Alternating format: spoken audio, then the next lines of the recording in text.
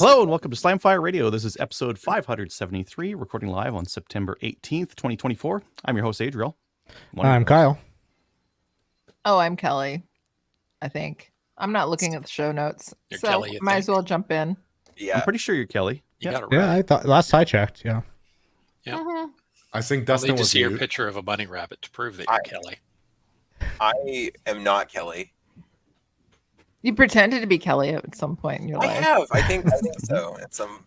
We're not judging. It's 2020. I guess it's not reverse You do day. you. I am apparently diversity hire Cowtown Tony. Excellent. I, for one, am glad that we've finally broken that glass ceiling. Good for you, Tony. Good for you. I'm Random Dave. Yeah, for that, you will understand the inside joke if you're a subscriber to the Slamfire Discord. Mm-hmm. Yeah. All right. Well, we got everyone on the show tonight, so why don't we get into what we did with guns? I don't know, Tony, you're my top left. Why don't you go first? I just saw you drinking. That's why I picked you. How many days in a row have I done this? Anyway, so I mentioned last week that I sent out my stuff for. I went to the States, so I brought my Lee Precision stuff to send back to the factory.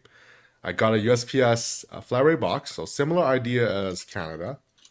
I packaged everything in. It's not dangerous goods, and I sent it off.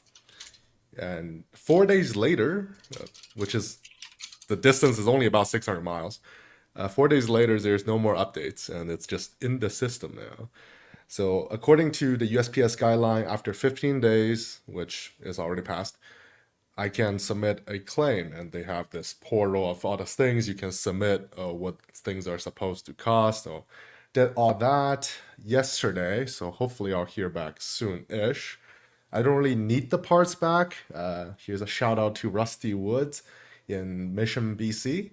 They have all the Loadmaster parts, so I've sent out two crucial parts. One is the indexer, so what advances the shell plate on my progressive on the Loadmaster, and the priming arm. So those two parts I was expecting to send back to the factory for refurbishment, but if they're lost, I can get a replacement. That's not a big deal.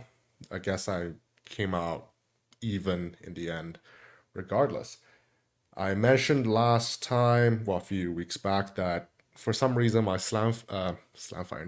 my Surefire CR123s ran out only about 3 months into their terms, and for some reason I bought 3. One is in a gun, one is out. I can't find a third, but so I ordered some more energizers this time. I'm gonna report back if my second Surefire died as early as the first one, which seems odd since the first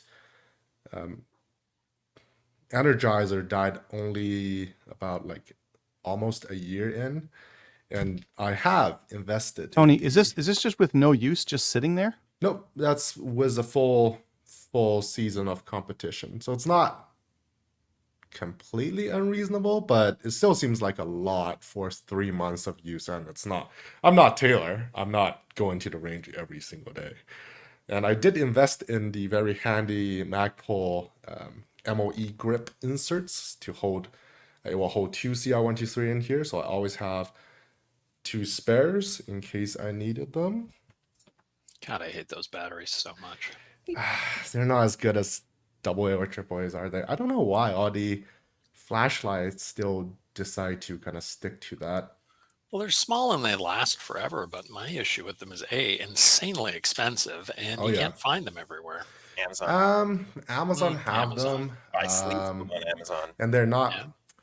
Yeah. They're of questionable origins. I want to say I got these through work. We have an industrial supplier, and apparently some control panel still uses them. So I was able to get them to like a similar price as Amazon. Obviously slower, but at least I know they're genuine. I did some 3D printing. So this is a modified version of a case sorter. Oh god, the color representation is terrible. This is supposed to be bright green. Anyway, so I didn't realize this until I shot IPSC matches outside of my clubs, that there's actually a lot of 40 cal shells on the ground.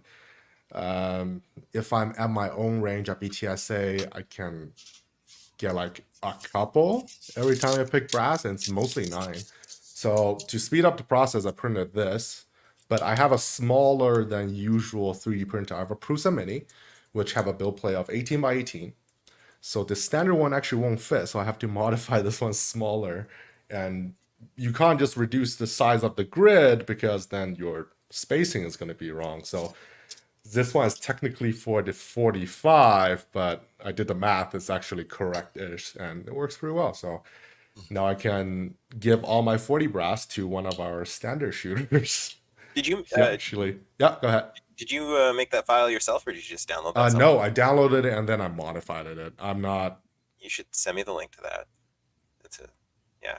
It's actually not that hard to find. Yeah, I'll probably have the modify one publish on the Slamfire Discord as well, in case you have a Prusa Mini.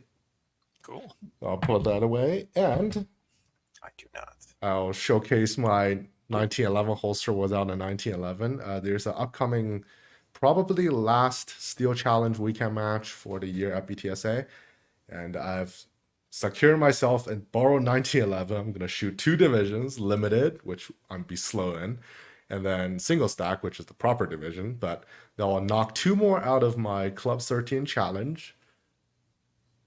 So if I plan everything correctly, if the stars align, I can technically get to Club 13 before the end of the year.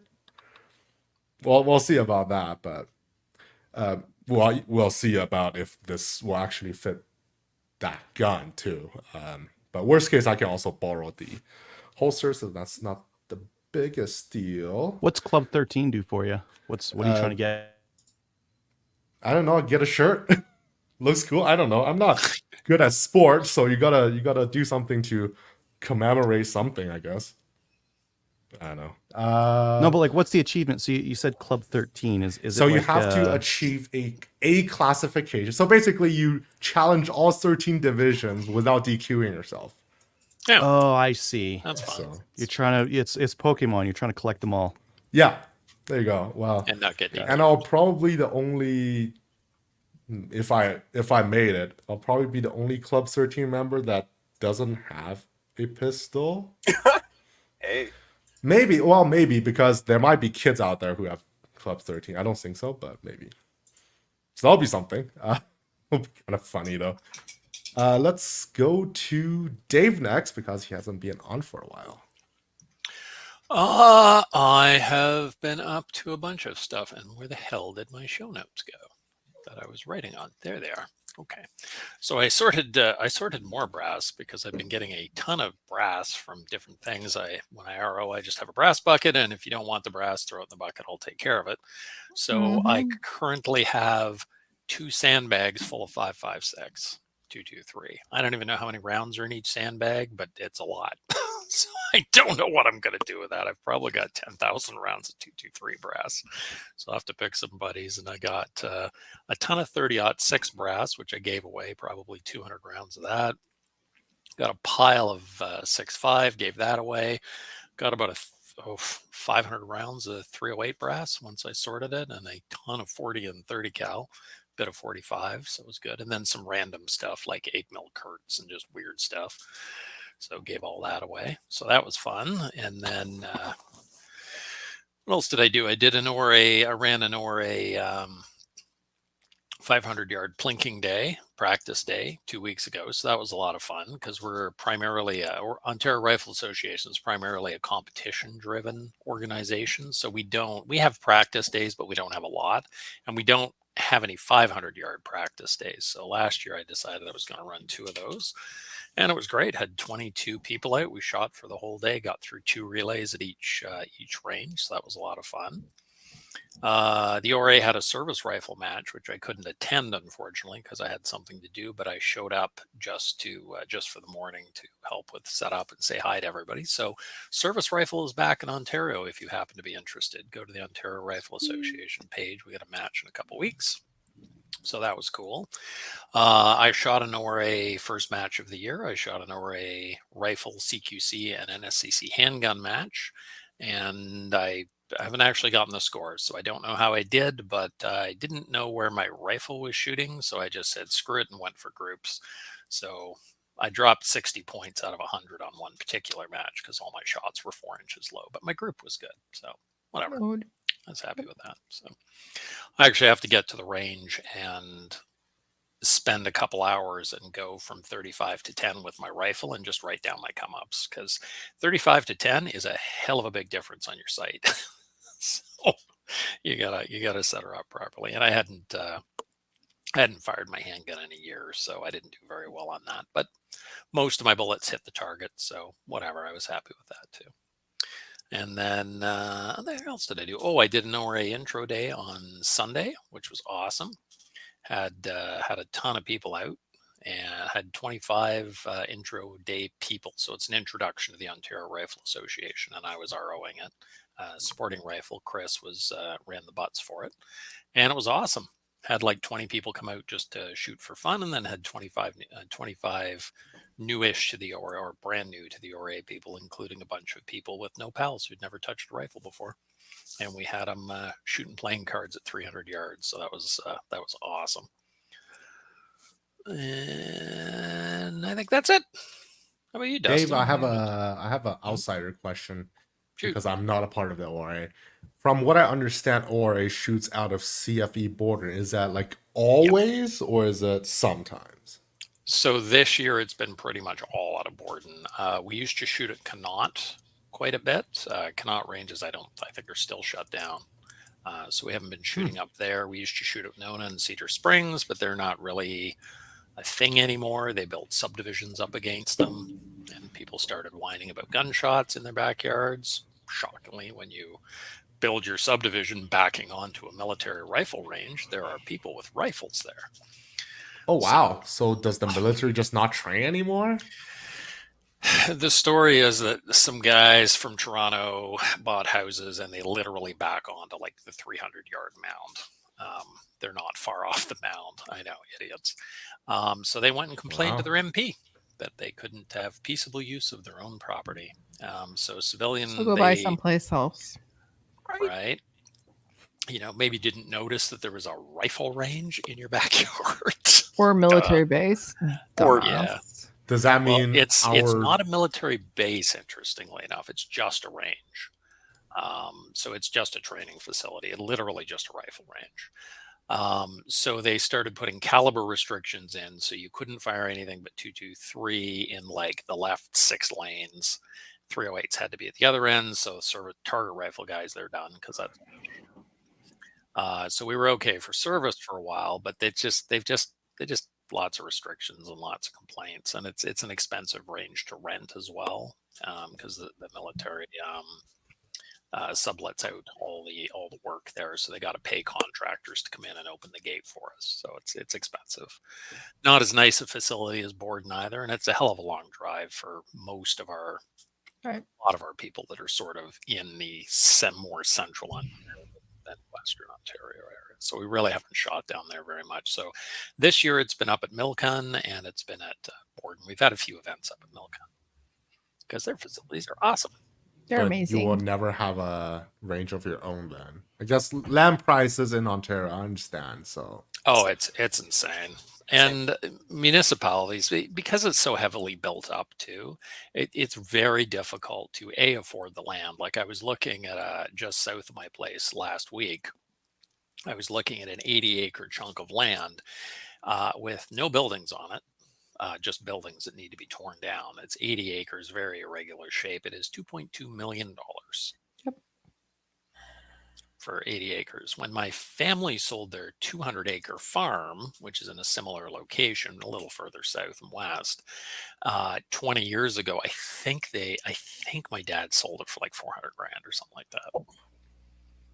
Wow. So, yeah, the property's insane, and it's hard to get approval for rifle ranges because all your local horse people come out and they're like, "Oh my God, horses are scared of guns." And then all the neighbors bitch and complain, and you get all the NIMBYs come out and blah, blah, blah. It's a real pain in the ass to get approval for a range in Ontario. It's hard. Yeah. Indoor ranges sometimes not as bad. One of my buddies got approval in principle from Collingwood to put an indoor range in there in an industrial area because you can't hear anything. You're not bothering anyone out there. But an outdoor rifle range, it's hard. If only we had cans. Yeah, right. If only that was a thing. If only that wasn't a horrible public safety issue. / sarcasm. You should move out to Alberta where there is nothing but land for the That's eye all- to that- see. That only Yeah. applies to northern Alberta. Calgary is pretty crowded. There's a lot I of want land out of in here. Saskatchewan too. There's a lot of land out in Calgary too. If you move I up was- North Ontario, you can get land Who wants to cheaper. live there? But you got to go way the heck up north. So I should move to an unincorporated township, and then I can do whatever the hell I want. Nobody can say anything. Buy a town that's gone bankrupt. Toronto? No, that's Or a Calgary. city. I don't think they're selling yet. Oh, okay. Well, I'll hold out for it then. I'll wait. You don't want Toronto anyway. No, I don't. No. Okay. All right. Dustin, I think you're up next. Right. So it wasn't as crazy as last week, but I finally had my meeting with my federal MP. How'd that go? I mean, about as well as I anticipated.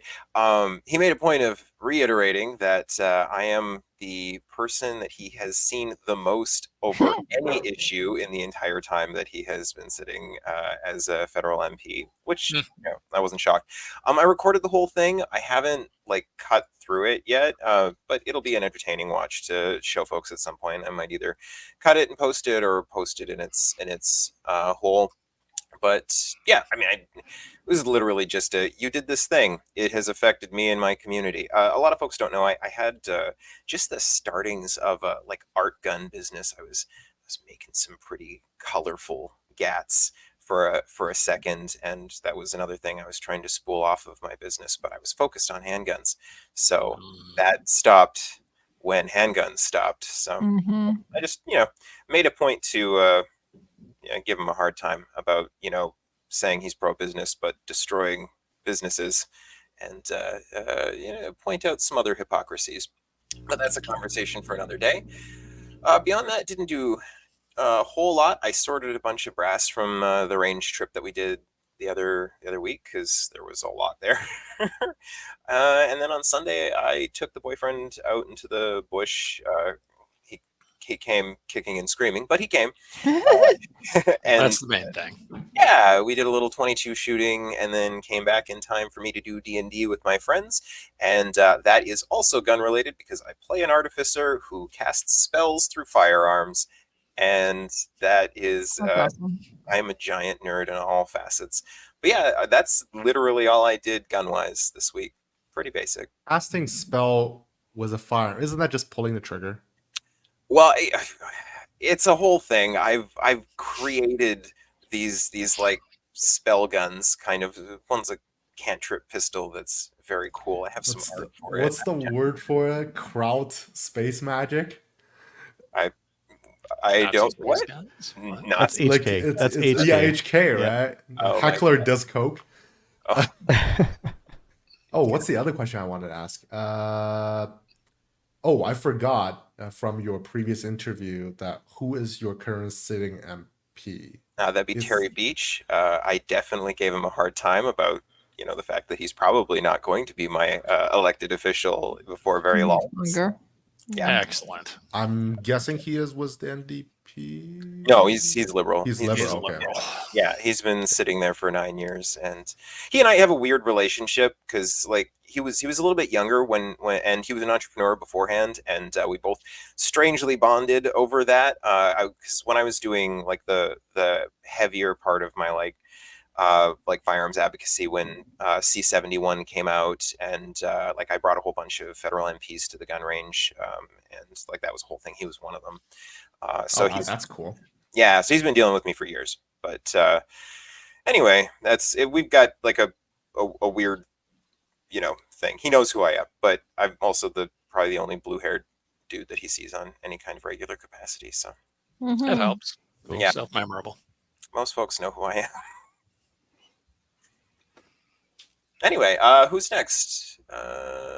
Kelly? Kelly. So I haven't been on in a couple of weeks. I've done a couple of things. So the last thing that I don't think I've talked about was the Lady Seed that was happening up in Collingwood.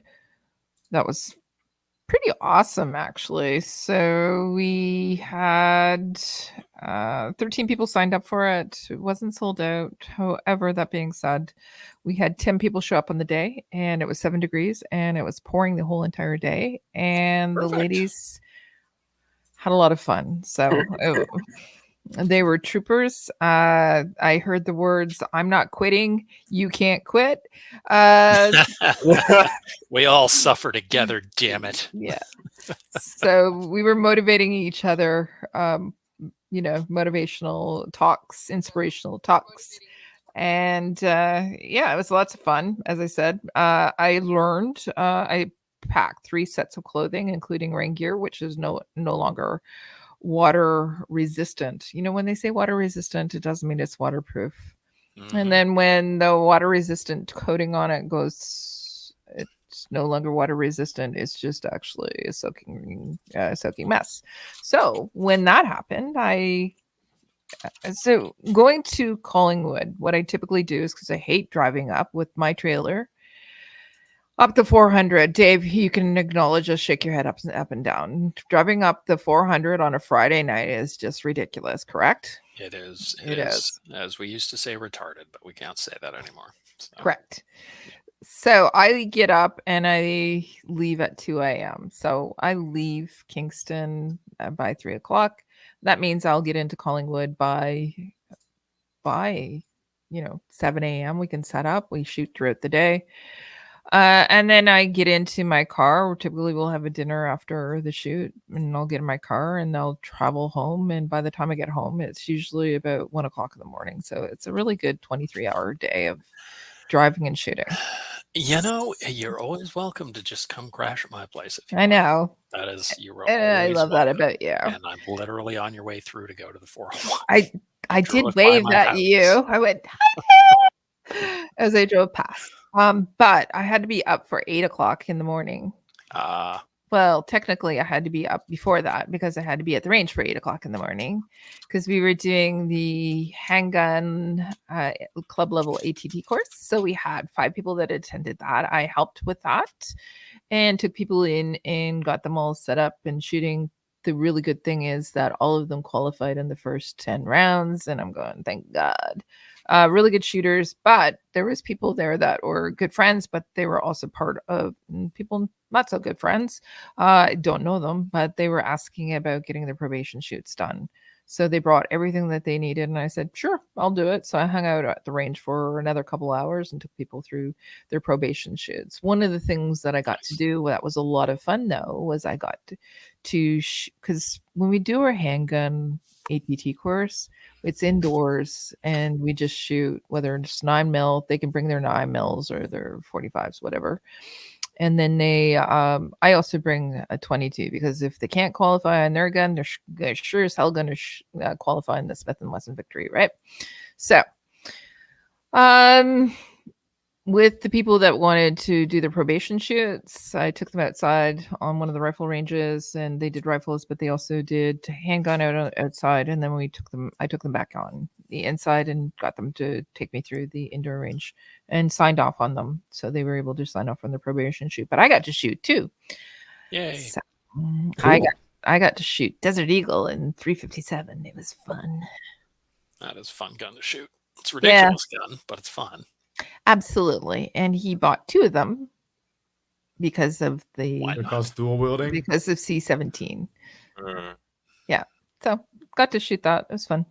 What else? So I then prepared. I did a Maple Seed call with the shoot bosses. Then I went and prepared for my travel to Alberta. So last Thursday, Kelly Kincaid and I, so the Kellys, we invaded Alberta. It was fun. So we got up super duper early in the morning and we flew out on Porter. By the way, I'm wholeheartedly endorsing Porter Airlines. They arrive on time, they feed you, they provide drinks, and it was an enjoyable experience. I had lots of leg room and I didn't have to sit around any children. By the way, I am advocating for adult-only flights. Just saying. So I arrived in Alberta at a really decent time. Picked up the rental car. When I got there, we were so excited because they're going, "Do you guys want a truck?" And we're going, "Oh yeah, we're in Alberta. We're getting a truck." So we got our truck and then we checked into the hotel. And then on Thursday night, we got a chance to meet up with Adriel. We got to meet up with a couple other people too, like Tom Ockenorth and Delinda Reynolds, who was putting on the lady seat.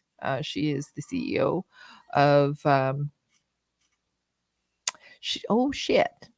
she supposed to be on tonight? Sherwood Park Fish and Game Association. Yes, actually, it's her birthday. Yeah. Uh-huh. Yeah. Next week.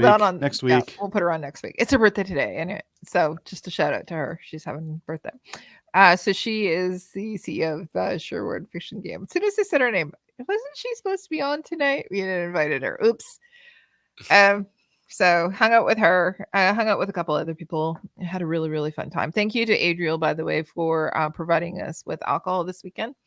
He brought some of his homemade wine. It was delish. Friday went down to Calgary. So yes, Tony, we did go down to Calgary. I'm disappointed. I know that for a fact. Yeah. So we went down for lunch. We had lunch with J.R. Cox from the Shooting Edge. And then we went over and shot guns at the Shooting Edge on. Nice. Yeah, it was really nice of JR to do that. He said, "Come on over, let's shoot some guns. It's on me." And we're going, okay.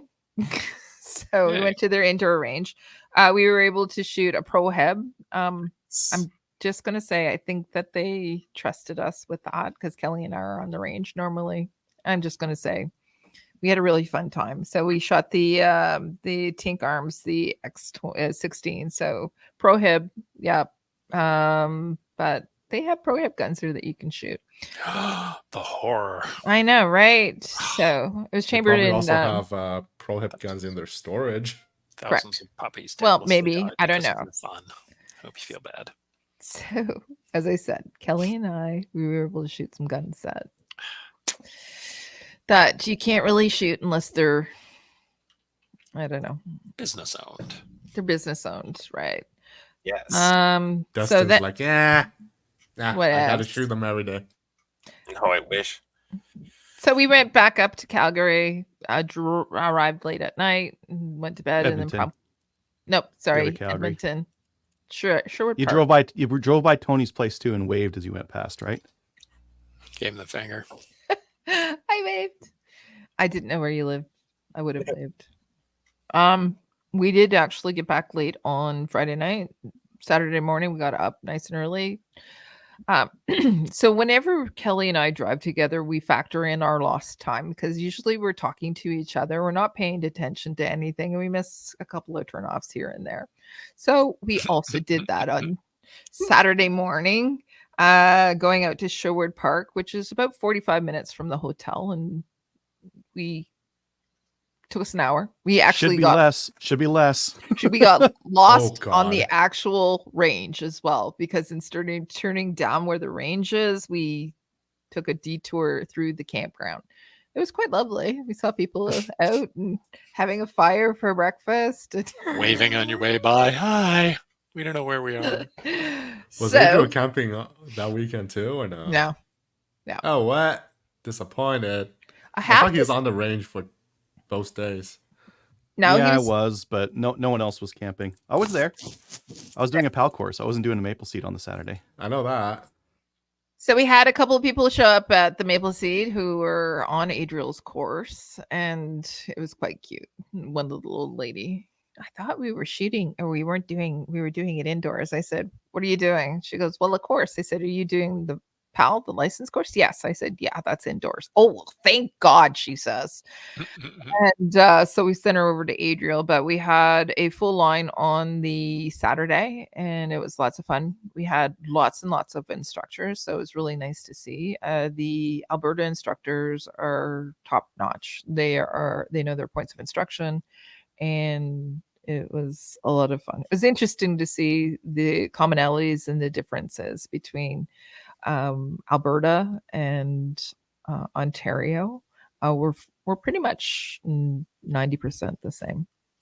I'd say like 95. Like if you went to one on one day and then you went to another one on the other day, you would think like, this is the same course I'm getting. It is. Except it feels more free in Alberta, and I can't figure out why. We did say that. More enterprising and corporate. And however, Tom was talking about those commie bastards, and I'm going, you can't say that every time Tom, you can't say that.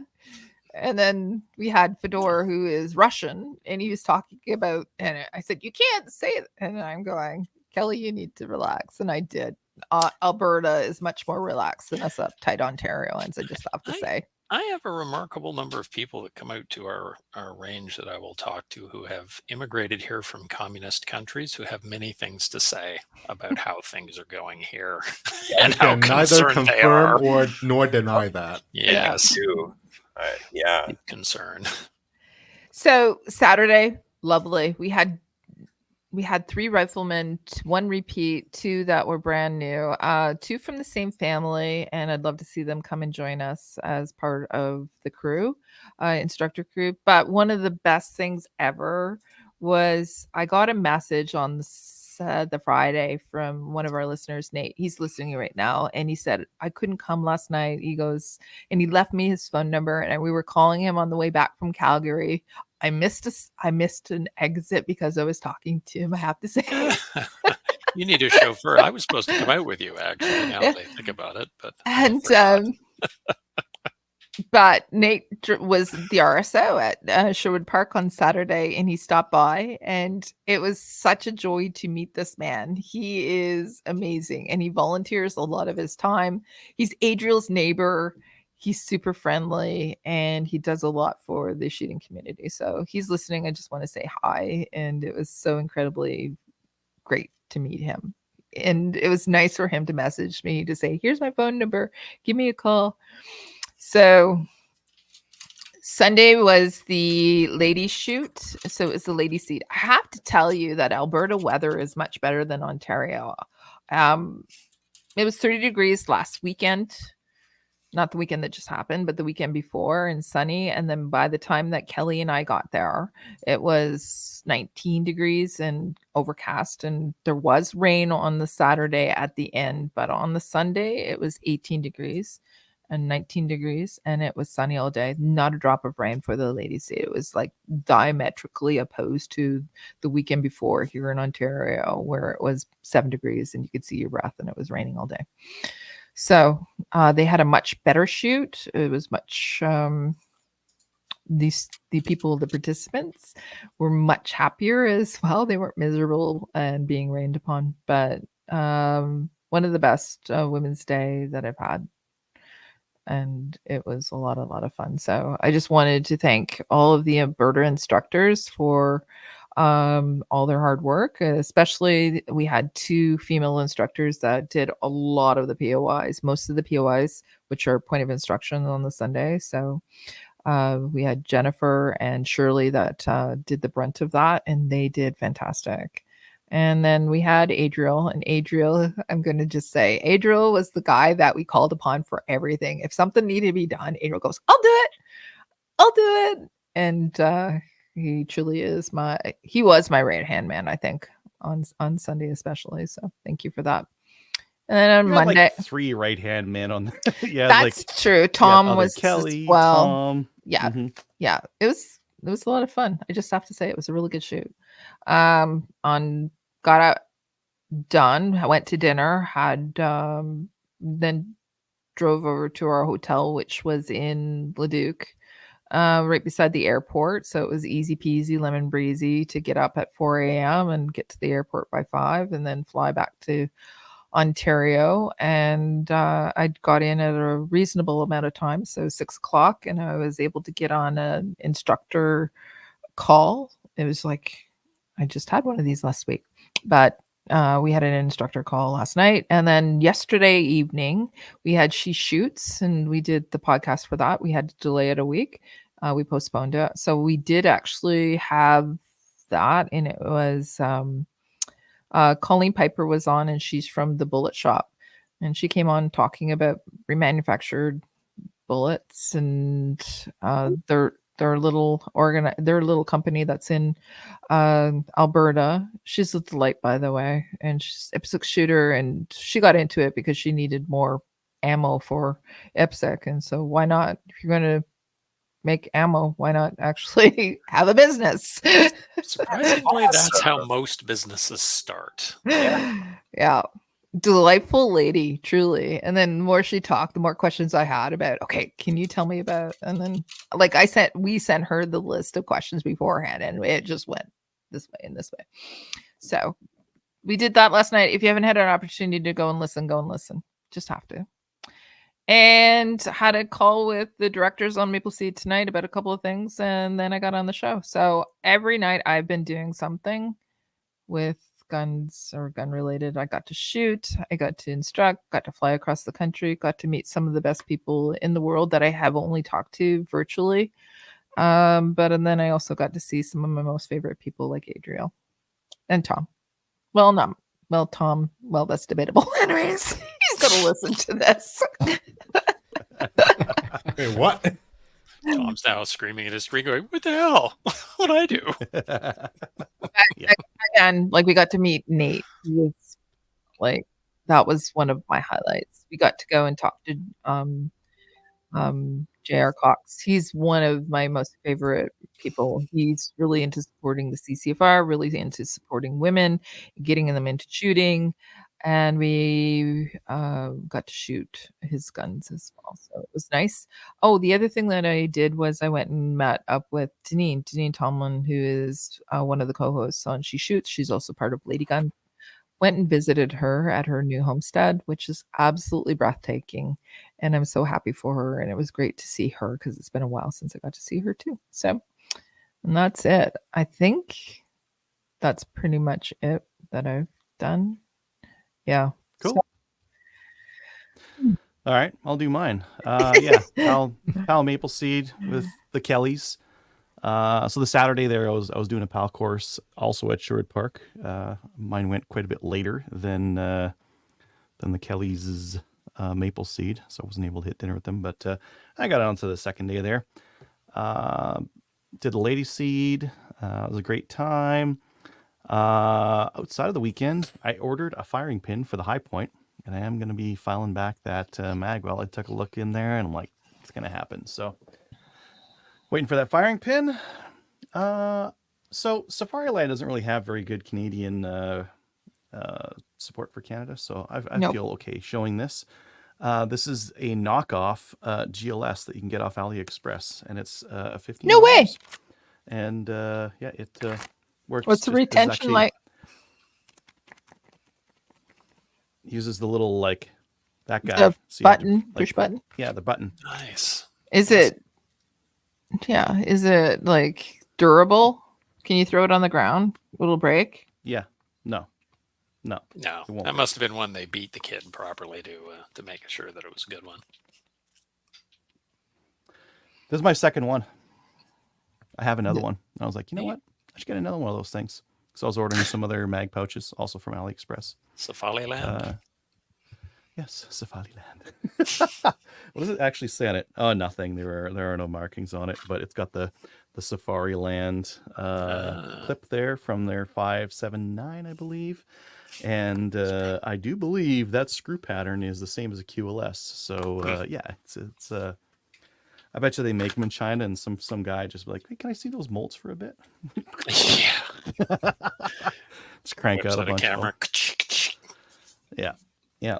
Okay, last week I ordered an order from Tenda, and there was a really cheap Wheeler digital fat wrench in there. These things are usually like $100, and I got it for $30.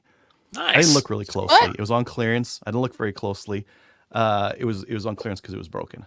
Aww. But Can you fix it? it's fixed. How Yay! did you fix it? Yeah. Oh, you got a digital one. Oh, Look at you, Mr. Fancy. Digital.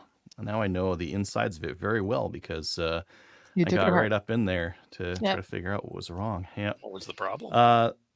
The battery contacts are kind of look the same, and the person had mashed them the wrong way. Okay. Oh, easy So fix it was then. connecting the wrong side to the wrong side, and then I reversed it. Now it's connected the Now it right way. works. So Nice. $30 digital fat wrench. Don't mind if I do. Let's see. I got stripper clips. I got Nice. many stripper clips. This box was full. So I was gonna buy some, and then I was like, oh man, it gets cheaper the more you buy. So I went on the local, like we have a signal group for the like 3-gun buy and sell. It's all guys who like buy lots of stuff. So I was like, hey, I'm gonna buy some stripper clips. Anyone want in on this? Let's do a big group buy and buy a whole bunch. Got up to 500. So that was 500 stripper clips, and like I used just while I was on the show so far, I've put 520 rounds of green tip on stripper clips, and I've got another 420 rounds of Frontier match that I'm going to put on stripper clips as well. Why put them on stripper clips? They fit more compactly. You can fit more rounds in a box, and when you go to load them, I use a strip lula. All my mags are 10 rounds, right? They're LAR pistol mags. If they're empty, I take one of these in my strip lula, fill it up, onto the next one. So it's super quick. In between stages, I don't like spending a lot of time bombing up mags. I want my mags bombed up quick so that I can get back in the headspace of what do I got to do for the next stage, or what else do I got to do. So that's why I keep these things on stripper clips. And then I discovered that the plastic ones are also fairly cheap, and there's a Canadian company that sells them, but oh well, I already got the metal ones. I scheduled a whole bunch more PAL and RPAL courses, so added some more at Sherwood Park and added some more with Colin. So I'm going to be doing that 2 weekends a month for, I don't know, until Christmas. Just do a whole whack load of them. I started an ad campaign for it, doing some digital ads, and yeah, my phone's been ringing off the hook. Got a whole bunch of people coming in for that. So that is all going well. Hey, what's your percentage of male versus female students? You know what? For the Sherwood Park ones, because that's a lot of members. I'm just gonna like stereotype here. A lot of the members are male. They're getting a lot of their wives and kids to get their licenses, and that's literally what's happening for a lot of them. For some of them, they just want to get into it, and their parents, grandparents, none of them have shot before. They just want to try it. So the odd female will be like that, but a lot of my classes are half female male. That's yeah, awesome. Last one was 50%. Some of them aren't. Some of them are a little bit more male dominated, but a lot of them are 50%. Yeah. Good. I like it. Yeah. I did a round inventory. So I was going through some of my ammo and my shelves over here. I'm like, oh man, this is such a mess. Like all my 223 is in separate boxes in separate places. That's it. Time to reorganize. So I reorganized, and while I was at it, I'm like, oh, you know what I should do? I should try to estimate how many rounds I got to see if I should buy some more or what have you. So for some of them, like for my 7.62 by 39, it's all loose in a bin, and I don't have enough stripper clips for that. So there's just a whole bunch in there. So I weighed like 20 rounds, weighed the box, and then estimated how many I had. And then I was like, well, if I'm doing this, I might just inventory everything. Put it in a spreadsheet, right? Because that's how I figure it should do. Nice. So I did that, and I don't really know if I like the results. Okay, so is there a value calculation for that for insurance purposes? I just to see like how my wife's not here. Replacement. So, don't tell her. Hello? Amy. It's usually not a good idea. Yeah, so 5.56. Yeah, I got quite a few of those. That's 2,500 rounds of that. The green tip, I bought some when it was on sale, and then Dave, he's like, "Hey, I want to buy some of this green tip. You want to get it?" I'm like, "Yeah, I'm gonna get some more of this guy too." So I got 1,000 rounds came from that. My Nork 308, yeah, I still got plenty of that, which is good to know because my Garand likes to eat that kind of stuff. The orange shaded stuff, I don't even have guns that shoot that. And I got a couple of rounds like that. I bet you we all have a few boxes in our safe somewhere that we just don't have the gun anymore. We picked it up accidentally, or somebody gave it to us. Yep. Nope, because my collection's too small. Used to 400 rounds anymore. of 38 special. You got to bump up your 12 gauge numbers there. Yes, I do. Yeah, not enough. Where's my target? That's not enough. That's not enough target load. I need more target load. Because that's that, like all my three gun stuff, I need lots of it because I go through lots of it. Each match is like 100, 200 rounds of 3 different cartridges, right? So I need more of that. 9mm, I think I'm good for that for now. I think I have enough rounds of 9mm. Oh wait, 6,000 rounds. Wow, that's a lot of hours. That's the round nose, and I also have hollow point and factory. Yeah, so I think I've got enough of that. And then 223. I think I might need some more 5.56. That's because this is almost out and that's almost out. And the green tip I can't really use for, at some competitions because they don't like it. They don't like the green tip. But didn't you say you're not gonna reload for 223 anymore? Yeah, I'm gonna buy it. I'm just waiting for I'll have to wait for a good deal and I'll just buy some more. I suppose I have the winter press parts to come back, so I'll show you how to reload 223 properly. Oh, you know what? I should commission you to reload some. Because I've got a bunch of bullets, brass, primers, and powder. Everything I need. I just don't want to put the time in, and I don't want to use my turret press for it. Anywho, 762 by 39 looks like I'm good for that. 762 by 25, good for that. By 54, I don't really shoot a lot of Mosin or SVT 40, so that's probably enough of that stuff. 300 blackout, definitely got enough of that. 22, I think I need some more 22 LR. This is not enough. 4,700 rounds, not enough. Burn that off in an afternoon. Your fingers would be pretty tired. Is the you need one of those crank loaders to get through that. Is the not the Raven, the Lockhart belt fed 22 a thing yet, or? Oh yeah, maybe when that's a thing. Yeah. Anyways.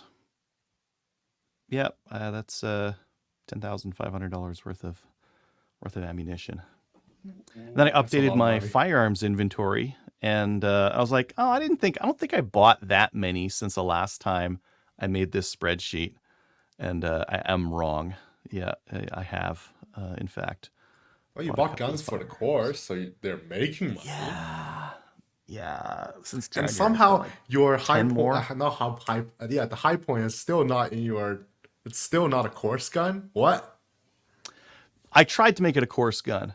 The firing pin is the ejector. So I didn't know this because I'm stupid and I didn't take a look at it beforehand. I cut the firing pin off, and then I go to use it for a PAL gun. It's like it won't eject because the firing pin is also the ejector. Why is the firing pin the ejector? Because it's high point. Because it's high point. Yeah. We saved a nickel, boss. Good job. A little stamped sheet piece of crap, just like kicking stuff out. No, let's just reuse this other thing and use the sear as this like thing that's going to hold it. The worst thing ever. Who did that? Yeah, it's not a great idea. No, it's a terrible idea. It's funny because that's how I started watching Grandstand videos, because when I was doing my PAL course, my instructor mentioned and asked us, say, if you want to see something real funny, watch the Grandstand video on the high point carbine. And after people have analyzed who are high point cope or owners mentioned aficionados, that aficionados. They mentioned that that's probably what broke on it. That's why he can't fire anymore, nor eject.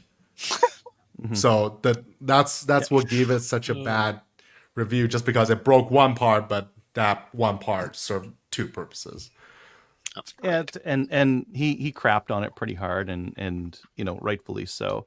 I think anyways, the high point reviews that I found online were either like really, really critical or really not critical. There's like no middle ground. So I will say that with a high point, I will give them this. You get what you were paying for.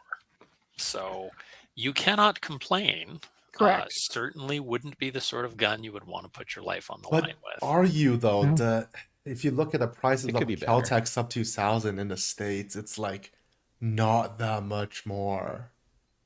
Yeah. I haven't And that's- even broke mine. That's the difference between getting trash and getting mid-range. There's Mid-range usually trash. not that much. Well, there's usually not that much of a price range between complete trash and works most of the time. Is okay for most things. Not professional use. Don't put your life on the line, but it'll work most of the time for whatever. Sort of like a WK 180, right? It's $1,000. Well, no, I guess they're like 1,300. It's like bucks now. 13. I think the It's high way I more think the high expensive. points are more reliable than WK. Anyways, yeah, so I did a round inventory, and then this weekend I have a private RPAL course I'll be doing. So, Nice. Yep, should be Yeah, fun. sub 2000 and 5.7. That will be the first time I've looked at a sub 2K for a long time as a viable gun. Yeah. Did everyone get a chance to talk? Kyle No. didn't talk. Kyle didn't. Kyle, go ahead. Okay. So the roller delay buffer came in. Ooh. We got that put on, Oh. and it drops soft. Like Cool. you basically. Oh, Wow. Oh, That's slow. interesting. Yeah, it's a super light recoil spring that they sent with it. Got it out to the range last night. Played around with it. They say give you a setup to do and 100-round break-in. The break-in with like a heavy and a weak spring was pretty darn good. But after the initial break-in, got playing around with it, and it's going to take a bit of time just to dial it in. Probably set up some slow-mo video and dial it in. I'm also going to short stroke it, so my bad lever is not going to do anything. I'll end up taking that off because, yeah, I'm going to short stroke it. And while I had it apart, I had an Ergo PCC bolt sitting in the drawer that I had picked up at a match and figured I'd start comparing bolts and playing around.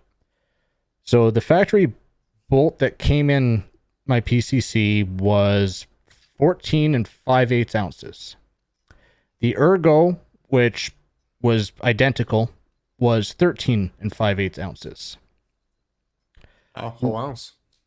Yep. And then I pulled the weight out of the bolt, out of the Ergo. So this bolt in here I'm running is 11 ounces right now. And how heavy is your buffer?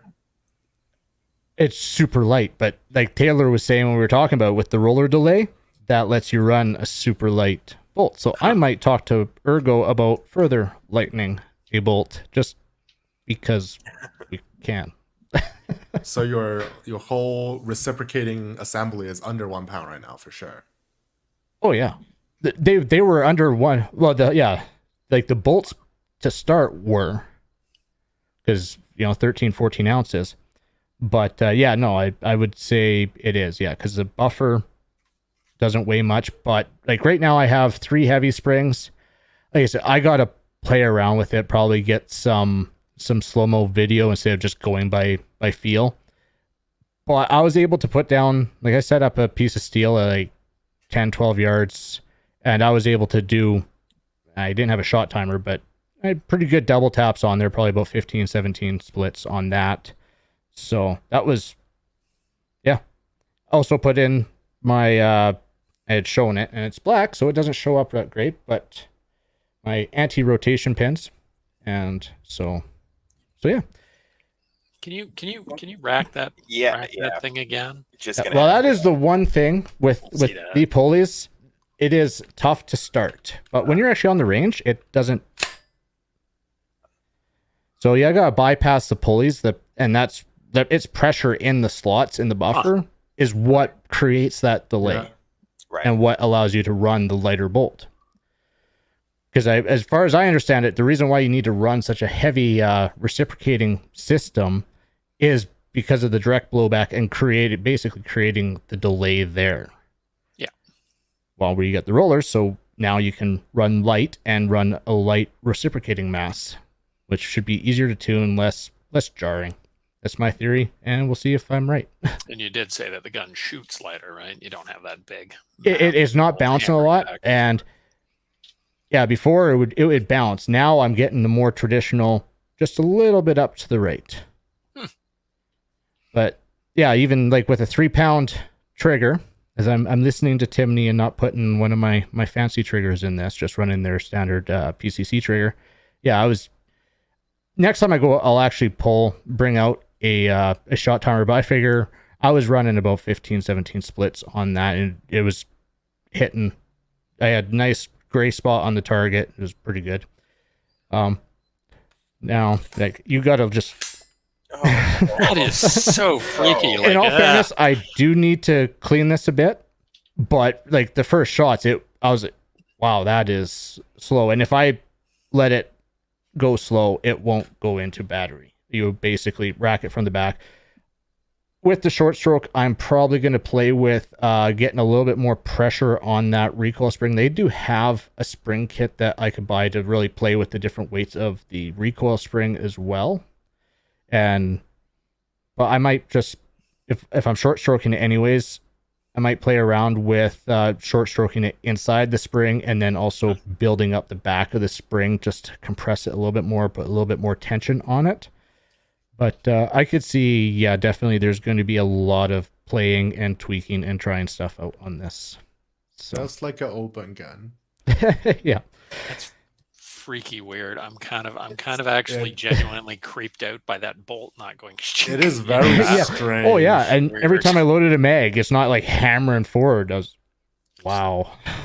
It's like for the listeners, if I have my K9 here, which I don't, but if I lock it back and I drop the bow on it, even with an 18-inch heavy barrel, the whole gun would jump upwards just because how heavy the whole assembly is. Oh yeah, and this is my AR with the unrivaled buffer, and it's... There we go. Yeah, Okay. there's a That's jump. what you more expect. The universe is back how it should be. That's thank you. So, Kyle, you still definitely got to do some more colors on that PCC. We gotta. Yes, I am going to reach out to Ergo, and I have some grip panels that I also run on my rifle, the Ergo grip panels, but I have like Tiffany, gray, and black. No. I want red because I'm already going with red. I got the red grip. The bad lever is going to be gone because I'm not going to need it once I short stroke it. But yeah, I gotta, once I get it tuned, then we'll play with the looks. Excellent. I can't wait to see it. I love a good. I mean, playing with the looks a little bit, but then it'll be, okay, what is the scheme on this? Excellent. And I was looking at dots because if you recall, after my last match at Roswell, this cheap $75 dot kind of does not want to work for me. Why do you have a $75 dot? Because I was trying to channel my inner Adriel and it did not pay off. I was at a gun show. He said it was $75. I can burn $75 just to see how big of a piece of crap this is. Which initially I was actually quite impressed that for $75, that's what I got. Until I go to replace batteries and contacts are really finicky. And even then, that dot's been off basically since Roswell the odd time. And that battery is already like really dim. So it's not a long lasting dot. So I got looking and I bought a new dot. Now for reference, I'm going to hold up a Leupold Delta Point Pro. There's the Delta Point Pro. And this is the dot she told you not to worry about. Oh, wow. So, well, wearing a lighter shirt. Okay. So, you got Delta Point Pro. And yes, it's an Athlon. It is the Midas LE Gen 2. And overall impressions, I like the size. I'll show the reticle here. So, sure I can actually figure out how to do it on camera. There it is. So you have a choice of three reticles. You can do the circle, the dot, or the, like I'm showing here, the circle with the dot.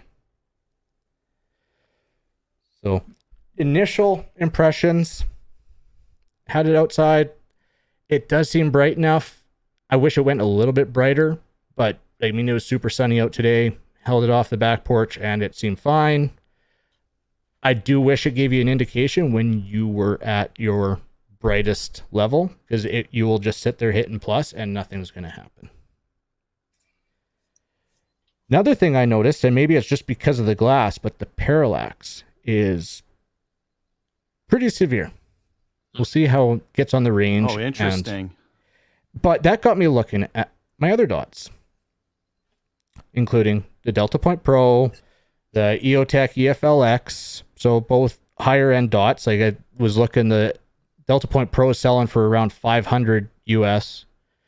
The EFLX is like 375. This was 370. Well, this is MSRP 375. I got it on Amazon for 250.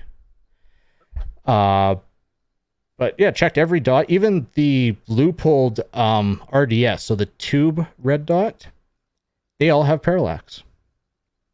I hadn't noticed it before, but they all have parallax. The only dot I own, so the RDS wasn't severe. Like I would have it on a doorknob and moving around, it wouldn't actually leave the doorknob. So that was probably the best for dots that had parallax. But yeah, the EFLX and Delta Point Pro were like obviously bigger glass. This was the worst for the parallax, which yeah, it kind of surprised me. But the only dot that I own that doesn't have parallax is this $75 El Cheapo. Nice. That is the only. I went through every dot that still has glass in it, because the Bushnell doesn't have glass to test that with. But yeah, every dot that I own except for the $75 El Cheapo has parallax. So I'll get it mounted and I'll get it to the range, get running it, and we'll see, because it's something I had never noticed running the Delta Point Pro. I hadn't noticed it on the EFLX.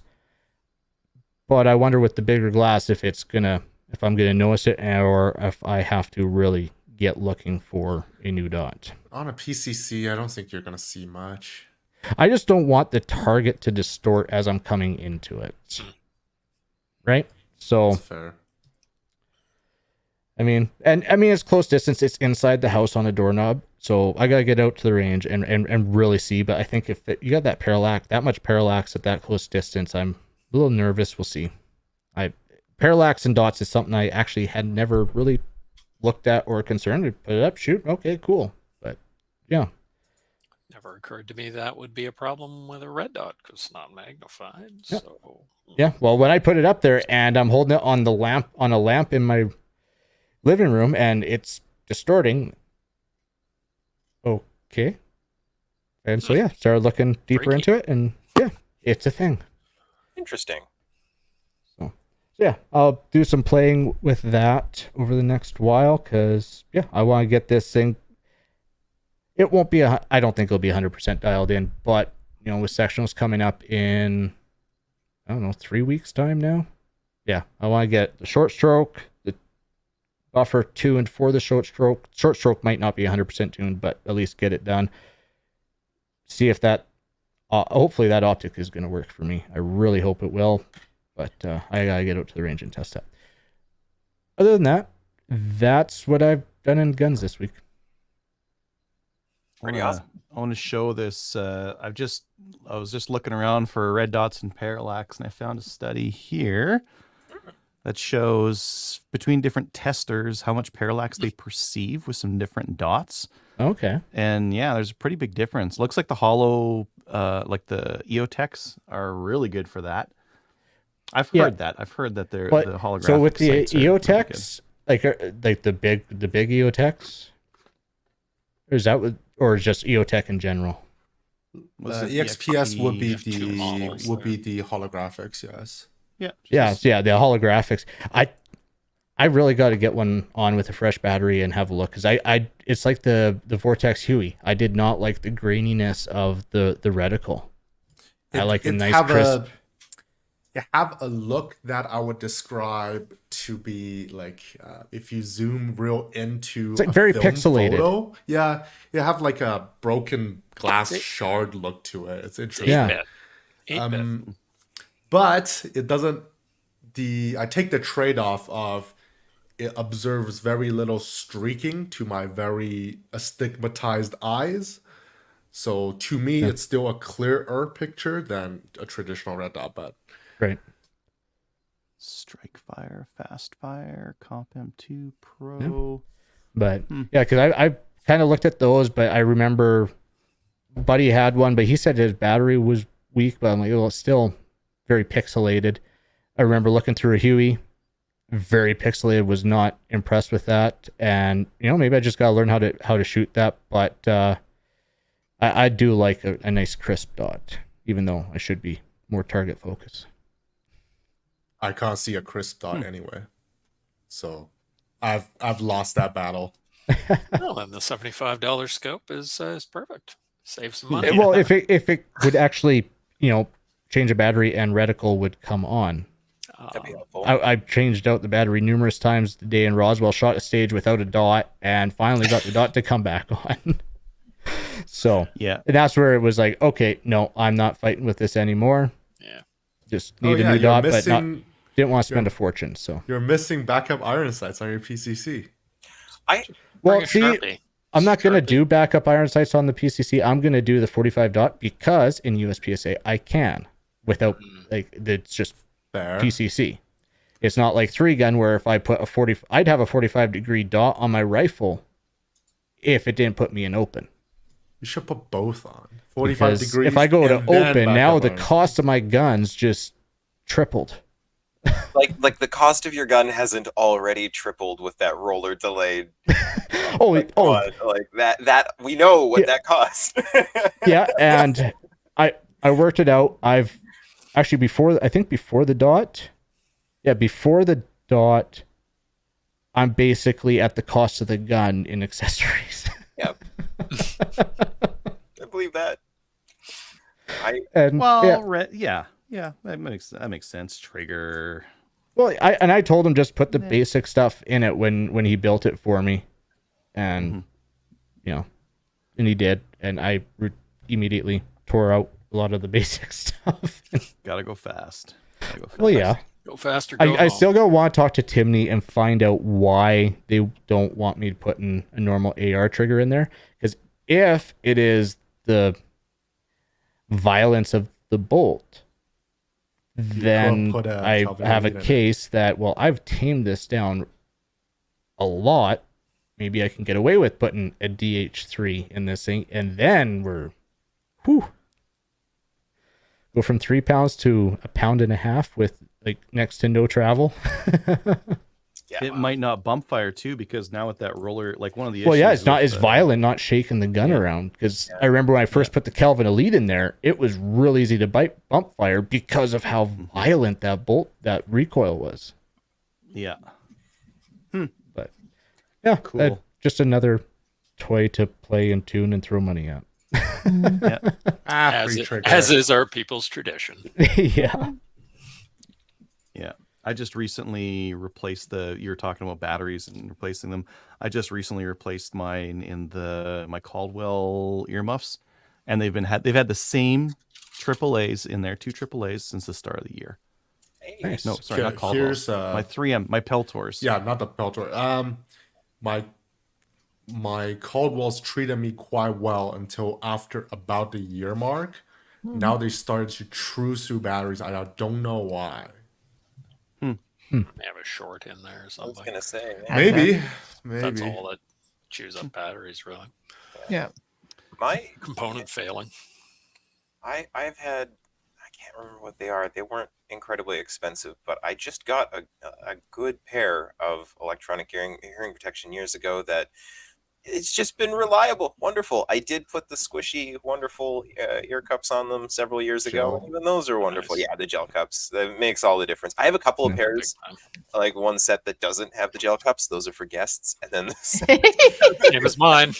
Yeah. See, I like my Axel in-ears because I put them in their storage case, and they're always at full charge when I go to the range because the storage case is a battery. I want to get myself a couple sets of those. They go on sale all the time. I'm getting emails all the time of them going on for sale for like 50% off. Again, Because you're in the States. yeah. The one day, 50% off is still 50% off. Yeah, they'll run them like that in Canada too. yeah, every once in a while I get notifications of sales. Again, just this particular point in my life financially, I'm operating with the things that I have. It's the same with I haven't done an ammo inventory, partially because I don't want to know how much I've consumed, because I've been shooting through How that much is depleted?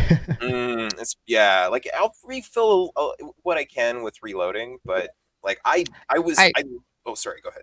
I was just going to say, I recently did an ammo inventory and I went, oh, I found ammo. Look at that. Cool. Yeah, me too. I found a bunch of I 9mm. found I didn't know ammo I too. had like 500 rounds. Yeah. How do So people you never know. Do this. My ammo's all in one spot, and I just know. How big is your spot? You have like a house just for your ammo? No, Right? it's Possible. like not enough ammo. Maybe that's the problem.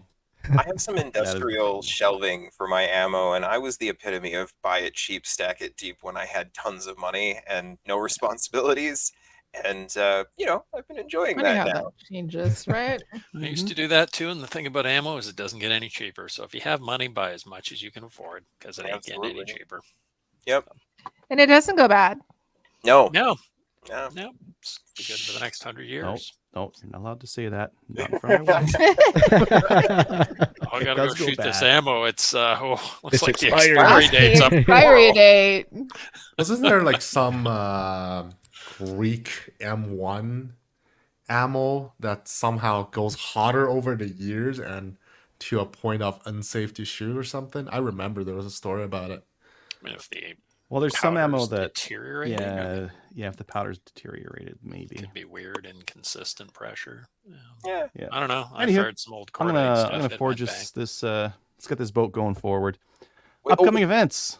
Sorry, Huh? 1 second Please. before you do. I just want you guys Yeah. to think about this, because we don't have an official topic. I propose that all of you think about, just take a look to your left. On the screen. Okay, so I see. Oh my God, why did it? Okay, so for instance, I'm looking at Kelly. Dave, well, you've got to look up at Kyle, and so on. I want you to think about what gun does that host embody? Just think about that. Oh, Jesus. Yeah. Unless you come up with something better, I'm going to ask this question after we're done with upcoming events in the news. Adriel's a think I can come Keltec. up I'm with just going to one say that that right fast. now. Adriel So is you like a said Dave Keltec had Adriel? fish. To my left is No, Dave. Adriel. Dave should have you. Dave should have Kyle. Kyle, you should No. have Adriel. Adriel, No, we're you all got in. Tony. Tony, you No, got I me. think that the Oh, order is no, is the dynamic. order So different? it would Oh no. Our Let's just do a orders are committee. different. We'll do a Great. committee. Yeah, okay, great. Committee. Decision by committee works every time, right? Yeah, what could go wrong? That's why we How have we the get- committee rifle. That's how we got platypuses. Okay, upcoming events. Kyle, do you want to read the 3-gun matches coming up? Sure. So in a couple weekends, got the MP3G team match on September 28th, 29th in Peace River. I'm pretty sure you can still get into that one. October 5th, Chaz 3-gun. October 19th, Sherwood Park multi-gun. And November 2nd, Sherwood Park multi-gun. And November 9th, Chaz 3-gun. So all those except for Mighty Peace is on Practice Square. Cool. Kelly, do you want to do Maple City? Do you want me to do it? You do it. I got it up. September 22nd, Lone Butte. That's women only. That's in BC. September 28th, you got your choice. If you're in Alberta, Chaz. And then if you're in Ontario, well, there's a CFB Borden one, but it's sold out. Get on the wait list. Get on the wait list. And then when we email you saying like, hey, we got this spot open, like reply and say like, hey, I want that spot. There It will be is yours. lots of room for the September 29th known distance, but you have to be a Correct. rifleman. But if you are an Correct. Ontario rifleman, get your ass in your car, get over to Borden on the 29th, and come shoot Yes. 400 yards. What? fun. Mm-hmm. There'll be a lot of really cool people and me So there's going to be Dave. Oh, There's I going thought to be you meant Rick. just you. No, I said a lot of really cool people and me. Oh, okay. So there's going to be Dave. There's going to be me. There's going to be Rick, who most people know. Brian Bolivar, who's been on the show several times, was a host at one time. He's going to be there. He's running the butts for us. So He's running the butts. Make butts jokes with Brian. Be awesome. Yes. Yes, it will be. So. Sporting Rifle's going to be there. Chris, he's going to Yeah, and then on October 5th, Cape Nova Rifle and Revolver Club, Nova Scotia. Yep. Also on the 5th, Cape Breton. Stittsville, and the 6th, Stittsville. Yep. That's it. Oh, I do want to talk about something that I haven't put in there at Mhm. all. It's for the CCFR. It's EOSC, which is the Eastern Ontario Shooting Club. There is a Ladies' Day that's going to be happening on October 5th. We'll be there. You come out and join us. It's just been released. So if you're interested, email the show and I'll send you the link for it. Or you can actually go onto my Facebook page, or you can go on to any of the CCFR pages as well. Go and register. It's for ladies only. Go and do it. And it's going to be lots of fun. I have an event to talk about. Okay. Go for it. Cool. The ORA has a 1,000-yard steel challenge training match on October 6th at Borden, so that should be pretty cool. It's a coached training match, so it's practice, but that should be really good. And then we've got a short range practice on the 13th, and then we've got a service rifle match on the 19th, and we've got another precision rifle sniper match on the 20th. So the Ontario Rifle Association is shooting right up until early November. Go check out the website, OntarioRifleAssociation.ca. Cool. Tony, do you want to talk about this BTSA one last Yep. weekend? So Steel Challenge? since everyone's talking about everything into the winter, I guess I should do that too.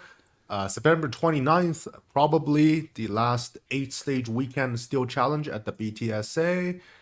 Registration on Practice Score. And the next weekend, October 5th, I'll probably be there as well. USPSA match, official one.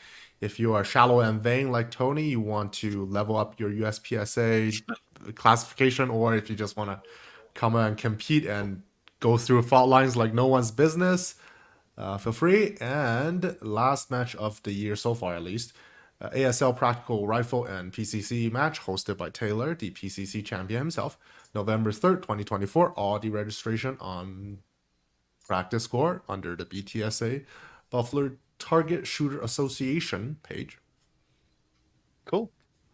There's an event coming up at Chaz. So if you're in the Edmonton area, September 28th, they're running a sighting in clinic from 9 to 3. Non-members can shoot this too. So if you're sighting in your hunting rifle for the season, go do this. Don't go to Crownland or hope that you're going to sight it in the day before. Just go to this thing. For non-members, contact Sergeant at Arms. That's SGTAT Arms at historical-arms.com to register. Or go on the website and take a look at the calendar. Sorry, I have to interrupt because Kelly was drinking water. My friend in Ontario noticed this first, and he asked me to basically validate it. For some reason, Ontario water tastes terrible.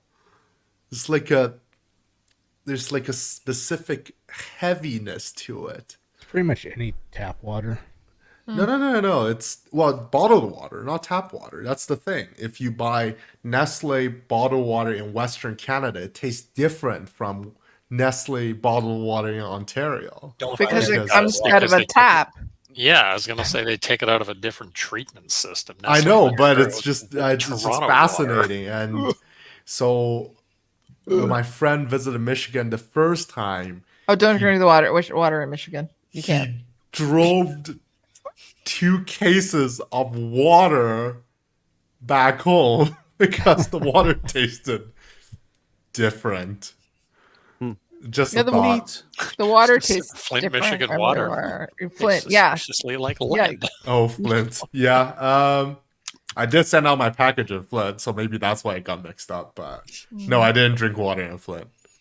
I was talking about this past weekend. I stopped in Red Deer because that's where I lived previous in my history. And And one of the things that I noticed when I moved there was the water had a very different taste.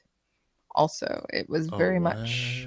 It had a very, it had a gross taste to it. So I think that you grow up or where you are, you get used to it, and then it just changes. But why are we a gun show when we're talking about water that tastes funny in different provinces? You're taking us there right now. Anyways, I let's move know. on.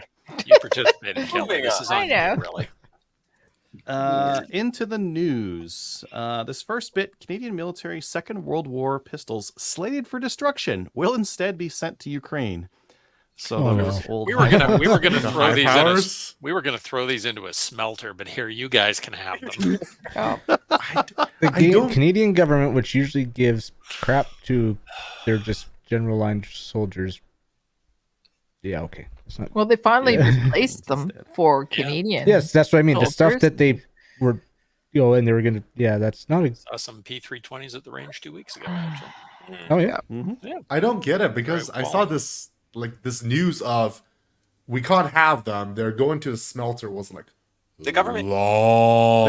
Tony, slow, the though. government can't No, do anything quickly. Those guns will Yeah. probably not make it to Ukraine before the war is over. Yeah. Like, Oh no, we got them. And if they do they really want them? No, I don't think so.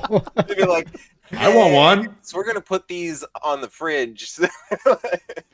You know what'll probably happen? Oh, Kate, I don't know if you guys know this, but most of our SKSs and most of our our Soviet refurb stuff was actually coming out of Ukraine, not out of Russia. So this has the potential of coming back to Canada. They may not even use them. They're going to surplus them.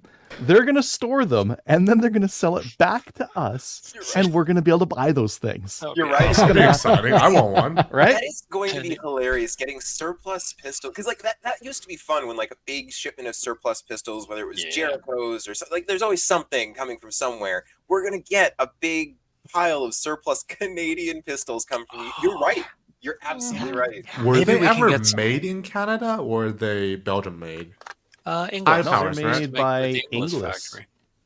Yeah. Huh. Runnings, yeah. That's pretty cool. And made by the Chinese as well. There's some Chinese ones in Canadian. What? Pretty funny. Yeah. Huh. They were supposed to go over to what the hell was it? They were made.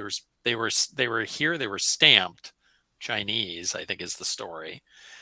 Because they were supposed to go over to one of the Chinese revolutionary armies, and then the communists took over. So we kept. They were Wow. supposed to go to the pistols. KMT. That They're supposed to go is to Kumangtong. funny. So That there's is actually some in funny. inventory, and military guys once in a while will comment that they had a Chinese stamped Browning high power. Or I want to a see. Nicholas. Now I want to see one. I don't recall there's any mention of high power pistol in not as a, how do you say, film classic. Like in the culture is always They didn't get the there. Luger, but that's fair. The Luger, what's the one that you feed from Stripper Clip, the German one, the Mauser, the Mauser broom handles. Broom handles. I'm pretty sure. I don't even remember there's a lot of 1911 mentions. I think I think those are Axel pretty Foley rare. uses high power. I'm that's. I can check that. I'm gonna just check that. The Luger's Anywho. only famous because it's stupid and weird, and people are like, Yep. "That's Okay, cool." moving on. Lots of hosts, Okay. lots of talking. But maybe we'll get those back. Guns.com is leaving YouTube. Whose news piece Yep. is this? So that's I mine. just gotta they had a- say one thing quick. Of course. Maybe we will end up getting some Ranger Enfields as surplus back in Ukraine. That would be cool. That would be amazing. Sorry. Next. Tony, go ahead. This is Ian McCollum from ForgottenWeapons.com. Today we're looking at a re-imported. Whatever. So Guns.com is leaving YouTube. They did a YouTube video of their departure. I believe they're going to Rumble. But anywho, basically, what they mentioned a specific case of them showing some really, really old pistols, like a century plus, and so those still got striked by YouTube. So Yep. I think they're 2 out of 3 at this point, so they're just not going to risk it. But that does not guarantee they will not get striked retroactively, which I believe YouTube does have a tendency of doing sometimes. So that's kind of up in Frequently. there. But you're good to go to make your gangster rap videos where you're waving handguns around in cash. That's cool. So whatever. Yep. Okay. Cool. You're muted, I didn't Dustin. know. I didn't see what guns.com did before, so I'm not even aware of what the loss is. Some stuff are new guns, some old. I think they're like a retailer and kind of historical mixed together. It's interesting. It's the retail thing that's catching them the extra attention. So Yep. Second assassination attempt on former president and presidential candidate. An AK type rifle is what I heard on the news. Well, I'll play devil's advocate here. So the first photo that was taken, I'm not sure what's the source of it. I'm guessing some kind of operator went in and took this photo because the suspect fled. It was a really grainy photo. It was like the focus point was on the backpack that apparently he packed food and a backpack of ceramic tiles to maybe use as a bullet shield of sorts, hanged up on the pathway, on the like the chain link fence, and in the corners there's this rifle that you can't really see the butt end of. You can see there's somewhat of a banana mag, so 7.62 and only if you look pretty closely at the front, as in the front side block, the gas block, you would see that is SKS. It doesn't have the bayonet. So I'll say that's a excusable-ish mistake. Everything's in. I'm sure all the SKS people are like real happy. But for reference, my first sight, when I looked at it, I couldn't see the charging handlebar, so I wouldn't know. So I mistaken it as a AK. I was like, oh, okay. So I wouldn't say that's the worst offense they've done. No, Dave, you just reminded me of something that was very funny. So you said everything's an assault weapon for them, and it is, right? When the CBC, I was driving home from work the other day when the CBC was talking about this, and the host, whoever was talking about it, it was funny because there was this disconnect. He's been so trained in Canada with like the liberal talking points to say assault style weapon, but he's reading a thing and he stopped. He's like, assault weapon. Like, he was just like, oh, I get to, the Americans called it an assault weapon. I get to call it an assault weapon. He was like, he stopped himself before he said the thing he's been trained to say. Because that's funny. Oh, it was very funny. I don't know. I just clicked in and laughed at that for a second. I was like, that's very entertaining. Well, Nice. Despite being arbitrary, the United States do have a definition of it back in '94, right? Yep. Yeah. So That's at least that's something. I must admit, I laughed when I heard that it was an AK style rifle. I was listening to an interview with a military guy, and he's from the States. He's like, he was 500 yards away from the president. He easily could have made that shot. And I'm like, I think good effing luck. probably not. That's what the sheriff department said too. It's like 400 or 500 yards, but with a scope like that, it's not that long of a distance. Like my SKS shot like this. Yeah, was that's just it. It's an SKS. Not really known for its accuracy. Well, in the Chinese culture community, it's like the most accurate thing ever. Like legit. Like people say, oh, the Type 81 is terrible. You can like snipe someone from how long away was a Type 56. And there's a strange affinity of the Type 56 from, I guess, the older generation Chinese population.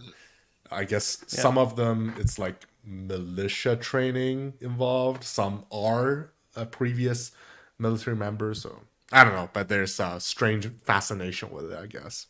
Right. So the moral of the story is, Don't try to assassinate former presidents with. do you think that the Secret rifle. Service has an issue right now? Don't It's try a- to assassinate them at all. Well, that For too. our CMP listeners, we are not recommending. But certainly don't try to assassinate people. That's bad. Yes. But yeah, what a terrible gun. But use the right rifle if you're going to. I mean, No, don't. Again, that is not recommended. This is purely for entertainment purposes. See, Kelly keeps us in check. But Oh, here's Kelly. the thing about the whole gun talk. Yeah. Murder is illegal in North America. Don't do that. Yeah, ever. Like, it have nothing to do with how you murder someone. Yeah. It's But I'm always just illegal, saying- with a gun or not. Do you think? Okay. Do you think he is the most tried, assassinated former president there is? This He's is got to be two. now. Yeah, This is I two think so. tries within in the U.S. Former In the US. president. He's got a Yeah, while in the to US, catch for up with sure. Castro. Something. Right. Castro. Yeah. True. President. Yeah, you're right. But I'm just saying, within 30 days or whatever it was, right? 60 days. It hasn't been all that long. Secret Service not doing their job all that well. They spotted the guy. Spotted the guy Yeah. before. Yeah, they didn't get- spotted him. Yeah. I think they were like Shot a at hole him. in front. And Yeah, they shot shot- at the barrel, Engaged so to him. speak. Yeah, they saw the barrel and shot at him. And So Good thing a nobody was big going about improvement, the in my sidewalk. opinion, over the previous. what I loved is he instance. took off on a bicycle. I have to Oh, I ask. thought he drove. I guess 'Cause- there's more missing for mixed Uh, information on that. I'm just Yeah. saying, every time he gets shot at, his approval rates go up. Well, he's pretty hard to Christ! pretty hard to Kill? hard to kill, I guess, or just people are bad at it. I don't know. People are bad at it. It's just Yeah. nut bars that are. Oh that are wow! attracted to doing It's that kind just of thing. like, anyways. Again, this is Oh, purely Gerald entertainment, Ford, and Gerald Ford Mhm. had 2 attempts, so Oh. I think Mr. Trump is tied currently. Some additional informations Hopefully it stays that way. include Yeah. the suspect is already a felon, and it's actually the lighter of his sentence that he is in possession of a gun that have a defaced serial number, because the higher sentence is Well, he the is a guy's felon nuts. with a gun. Like He he's had a nuts. couple of Read about him. felonies earlier. Yeah, He there's a shouldn't have few guns. Yeah. things he wanted to Yeah. like help Ukraine or something and got rejected. There's also this morning a news about explosives around Trump's rally today, which does seem to be false at this point. So I guess there isn't a third attempt so far. The problem So with far? the entire thing is that everybody has made him out to be, and don't get me wrong, I hate the guy. He's a douchebag. Yep. But when you literally make the guy out to be the next coming of Hitler and Satan combined, Yeah. certain people are going to look at that and go, I got to stop this guy. Like, it is a moral obligation to do anything I can to stop this guy. So And it's going to it's happen. It's always the already mentally unwell, socially isolated folks that are, vulnerable already, don't feel they have anything to lose, and that's a real shame. It's really sad that, discourse has gotten to that point. It is. It really is. Anyway, But not on Slamfire. no politics. Moving on. To by-elections. Whose news piece is this? It's mine too. It's an awfully political show today. I'm sorry.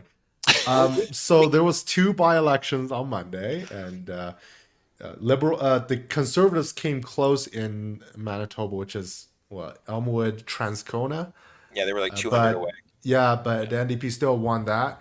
But on the upset is Bloc managed to took a Liberal stronghold in Quebec, which is some La they've had it for like 40 Salle something years. well done, I think. Sorry. Yeah. French is really not my strong suit. And Pierre Poilievre has mentioned multiple times that the Conservatives are gonna raise a non-confidence at the earliest convenience, which I believe is next week. Won't matter. It won't go The- through. But Nah, Block. Won't matter. NDP The will Bloc- support him. The Bloc's, Yeah, the so- Bloc's looking at that blank check the Liberals have, and they are going to make sure that they end up with a bunch of zeros on it before they call an election. So, Yeah, yeah. Quebec's going to do good in the next and year. I believe the Bloc has already did an official statement on it today, saying they're Yeah. not going to support the Conservative in that matter. So Well, the I love- NDP doesn't have any money, and the Bloc wants money. So we're not going to have an election until October next Nope. year. Like, it's just not going to happen. I don't There's think no reason for anybody to do it. it'll be spring. It'll be spring. The budget won't pass. It'll be spring. Everybody, brace yourselves. Start saving money now. That's my prediction. Moving on. Not politics. So we're bracing ourselves at work as well, so we know what's coming. So I do believe that we will have an election in 2025, whether it's in the spring or in October. We're going to be It fucked. has to be. Just Yeah. gonna say. Has to be. Cool. Yeah. Don't use pagers, folks. Don't use pagers. Don't use pagers. And it's funny. I You'll think get that your dick blown like off. the Taiwanese maker of these things already stood out saying, "We didn't make them." I have a feeling that the Taiwanese maker of those things should probably go on vacation somewhere else for a while. Yeah. It's probably going to be a Don't bring a pager. Yeah, don't bring No. pictures. Although hilarious. The memes have been amazing, and I'm like, if anyone from Israel happens to be listening, good job blowing up the terrorists, guys. That is just fabulous. I've been laughing about that for 2 days. That's just great. I have to ask, who the hell uses pagers still? Well, apparently. Hezbollah does, because Yeah. they're low tech and they're hard to track. That's You can't true, hack them. too. Well, they Yeah. thought. They thought. Yeah, Well. it was the same with the walkies too, right? But that's Oh yeah, their walkie-talkies are blowing up today. Just thinking Mohammed there, or whatever his name is, Mustafa, going, oh man, my pager's just blowing up.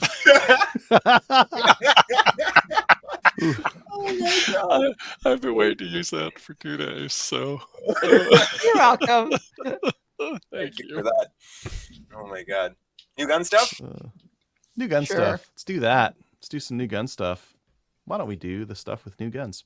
And that'll be brought to you by Bullseye North, Canada's shooting superstore and a proud supporter of the CCFR, with a wide selection of guns and top trending gear for any shooter. I don't know if these are new or not, but I'm just going to kind of browse their on sale section and see. Oh, they got a 3-pack of those throwing knives. Tell you what, my sons love this when we're out camping. As like they're bored, like find a stump, throw these at them, and they love doing that. Nice. Yeah. That's It's hunting season, level though. 11 parenting there right now, Adriel. Well done. I think some passerbys might have not have thought so, but I certainly thought it was fine. Should have Welcome to Alberta. Collecting The second pick is current. The first one I deleted. Which one was the second one? The the lever action. Henry lever action shotgun 410 Psyche. I kind of like it. Ooh, I That want is it. sexy. side gate with a I want 410? Yeah, man. That's new. Little Huh. shells, they're tiny. My birthday's Yeah, coming up. If schemes. anybody wants gift ideas, just say. All right, Cool. fine. There's a PSA on a Saber AR-10 pistol. We can't even have AR-10s anymore. Yeah, shut up. This is for Kyle's entertainment only. Well, you're just what does punishing it the mean? rest of us. Yeah, why are you such a I don't- tease? Because I can't have a 1911, so I'm just gonna go self-destruct mode. Oh, they launched it. That's an AR-10 Okay. pistol. That's the Okay, thing is neat. he's not even shooting a pistol. No. Well, that yeah, has they a mentioned stock on they it. have SPR. So SBR yes, and pistol. There's a pistol. Yeah, there's the pistol. yeah. Uh-huh. Neat. Yeah, Okay. it'd be interesting to see how much it is, but And, And then the Considering it's PSA. PSA, it's probably not that expensive. I think you're pretty cheap. 57 actually. MP7 at home. Oh, The This must be Mike's X57. favorite. That looks like fun. yes, That looks neat. I approve. Yeah, Thank that'd be cool. I need to do my 320 up like that. Wonder if we can get Yeah. those in Canada. Would they be a carbine? Can't get them now. No, with the big carbine. No. No. I mean, get you an could pretty FRT much do the for it. same thing. Get like a Ronin stock for your pistol. Yeah, No, that's exactly. No, but how would you get an FRT for it?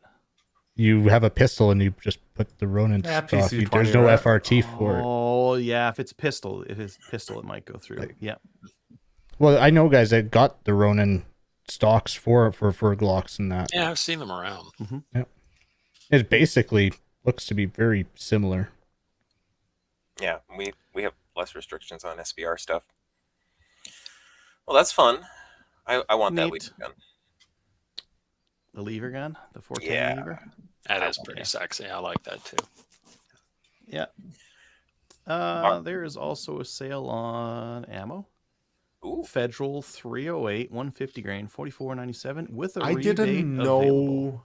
know they made pure copper bullets, which when I was in my early days Federal of or just in general? Federal. I didn't know they have factory loaded. I know Barnes TTSX is pretty common, but when I was in my early days of learning PAL, and me and my friend somehow found this article in Scotland, I believe, saying that hunters can become dumb because they ingest lead too much. So maybe go lead free. I don't know.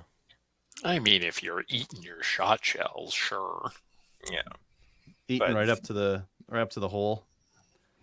You'd have to shoot. I hate that argument. You would have to shoot so much ammunition outdoors over such an extended period of time for it to have any effect. It's like that crap about waterfowlers or like killing ducks with lead shot. Go away. No, Dave, it's when you impact the game, the lead will like peel off and there'll be some that spreads into the meat, whereas this one won't because it's copper. Yes. Yeah. Well, the real question, like, do you eat deer ribs? I don't. So I don't There's care. not enough meat there to do them. Yeah. Oh, and there's so much fat and tallow in between the layers on the ribs. So like, you can eat the ribs, but it has lots of tallow in there, and like trying to get the little bit of meat out of there that you can is not worth it, in my opinion.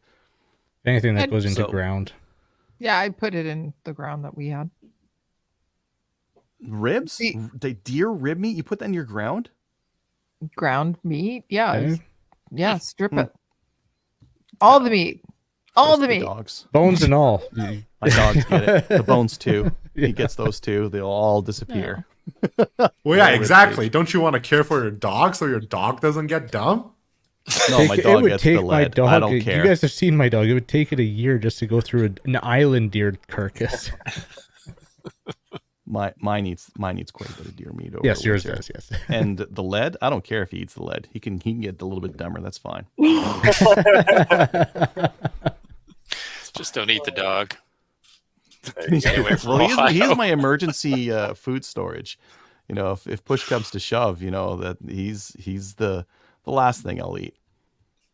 I'll spray my mouth with silver. What's that?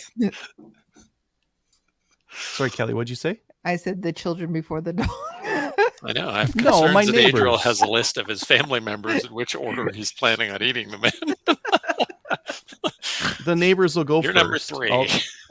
Nate, careful. You know the Mad Max where they've got those guys who spray paint their mouth and they go, that'll be me. I'll be out there day 2 probably. Power goes in. 2-day power outage and Adriel's eating the neighbors already.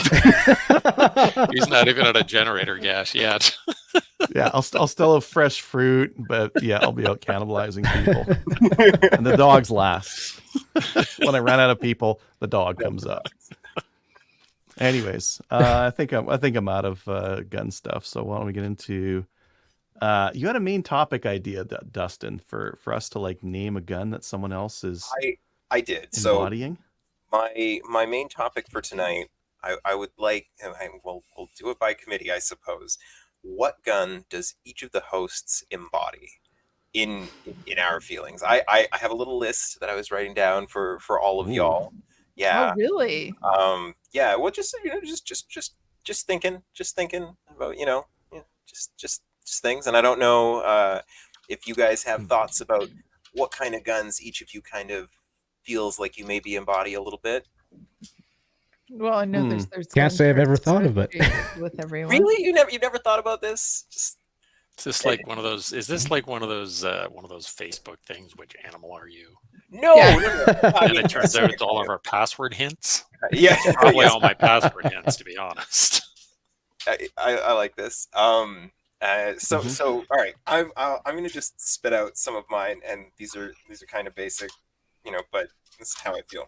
Kelly, the obvious one would be a 1022. You are kind of one of those 1022 goddesses, but I want to give an honorable mention to the gun behind you because I do. Winchester Wildcat.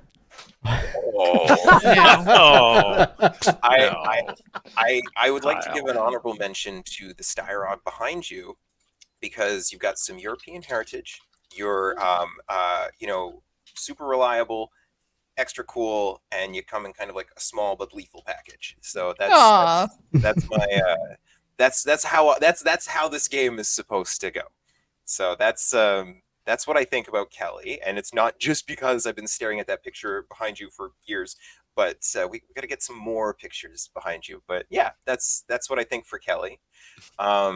Dave, I don't get to listen to you often, but I do think that you are the embodiment of the C7A2.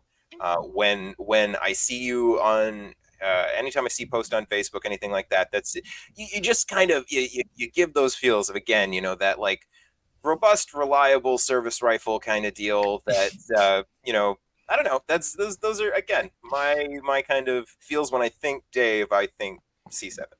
And that is exactly what I wrote down too. I was thinking pretty much the same. I've got FAL because he's a little bit older, so he gets an FAL.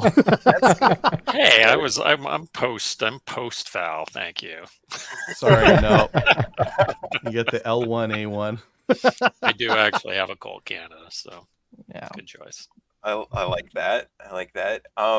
Tony, yours is an obvious one. You do feel like you've got some 1911 single stack energy to you. Yep. You know, there's a again, there's like a classicness to your personality. You're fun and entertaining to be around, and yeah, I feel like that is a good pick for you. I can't wait for you to have one of your very own. Thank you. Even though I'm sure you're going to spend too much on it.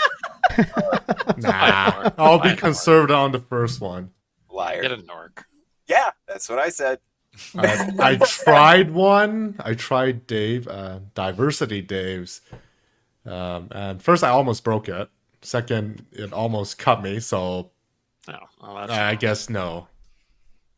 You can't break it. Can't break it 1911 though. They just break themselves. They do. A couple more, and then I really want to hear everybody else's. Adriel, I could pick XYZ bolt gun and still be the embodiment of the hunting gear guy in my mind, but you've actually brought up the gun that does kind of feel very you a couple of times. I kind of place you as an M1 Grant. Like, again, there's some like historical reliability. That gun has ushered in so much and ushered out so many. And ushered out so much, but there's still that's something that you can certainly reliably hunt with, fight with, and put on the wall. And I don't know, it's all around pretty classic and awesome. And I think that's you. Just my thinking. And Kyle, finally, I think that you are a very raced out, very, very expensive AR-10 in 6.5 Creedmoor. That's kind of my speed for all the vibes that you've given since you've the show. That's kind of where I think you're at, something that's effective. But yeah, that's my thoughts. Tell me if I'm wrong. No. No. Raced out gun? Yeah, okay. Yeah. It's funny because pretty much everybody was the same as what you had said. Give it some thought. I had pretty much the same thought for everybody. Love it. Similar. Yeah. I'm looking at Adriel's list and I'm like, oh yeah. I was trying not to look at that. I saw him typing. Oh, okay, I'm gonna scroll. I did mine. I had to write them down just to get the thoughts out. Yeah. But so Dustin, for you, I did throw I would say something like a PS90. Fun and quirky. I like this. This is the gun after my own heart too. I dig that. I think that's fair. Yeah, but yeah, quite literally, I had the 1022 for Kelly, 1911 for Tony, old carry handle AR for Dave, and yeah, I had the M1 Grand for Adriel. Not alone. Cool. I got a Vector for Dustin. I dig that. Way more. That's unique. Cool. Yeah, high performance, very unique, and on lots of movies. Yeah. Yeah. Kyle, flashy AR-15, something with all the go fast parts in it. Maybe delayed roller blowback. Dave, FAL. FAL's fun. I would love an FAL. An AR-15, C7. Yeah, that'd be cool. Yeah. Kelly, blinged out 1022. That makes the most sense. You have one of those. Tony, got an interesting one for you, QBZ 95. That's what I thought you were going to say. Not the Type 97, the QBZ. Yeah. I can see I've never saw that kind of ammo. Maybe one day I will. I don't know. It's like 5.8. I don't even know. Yeah. I don't even know if it's steel case or brass. I think it's steel. Probably steel. Cheap, right? Cheap. Who's next? Does anyone else want to go? Yeah, I'll go. So, as I said, Dustin, the C7 was my go-to for Ren Dave. It just makes sense. And put an Alcan on there and he's good to go. For you,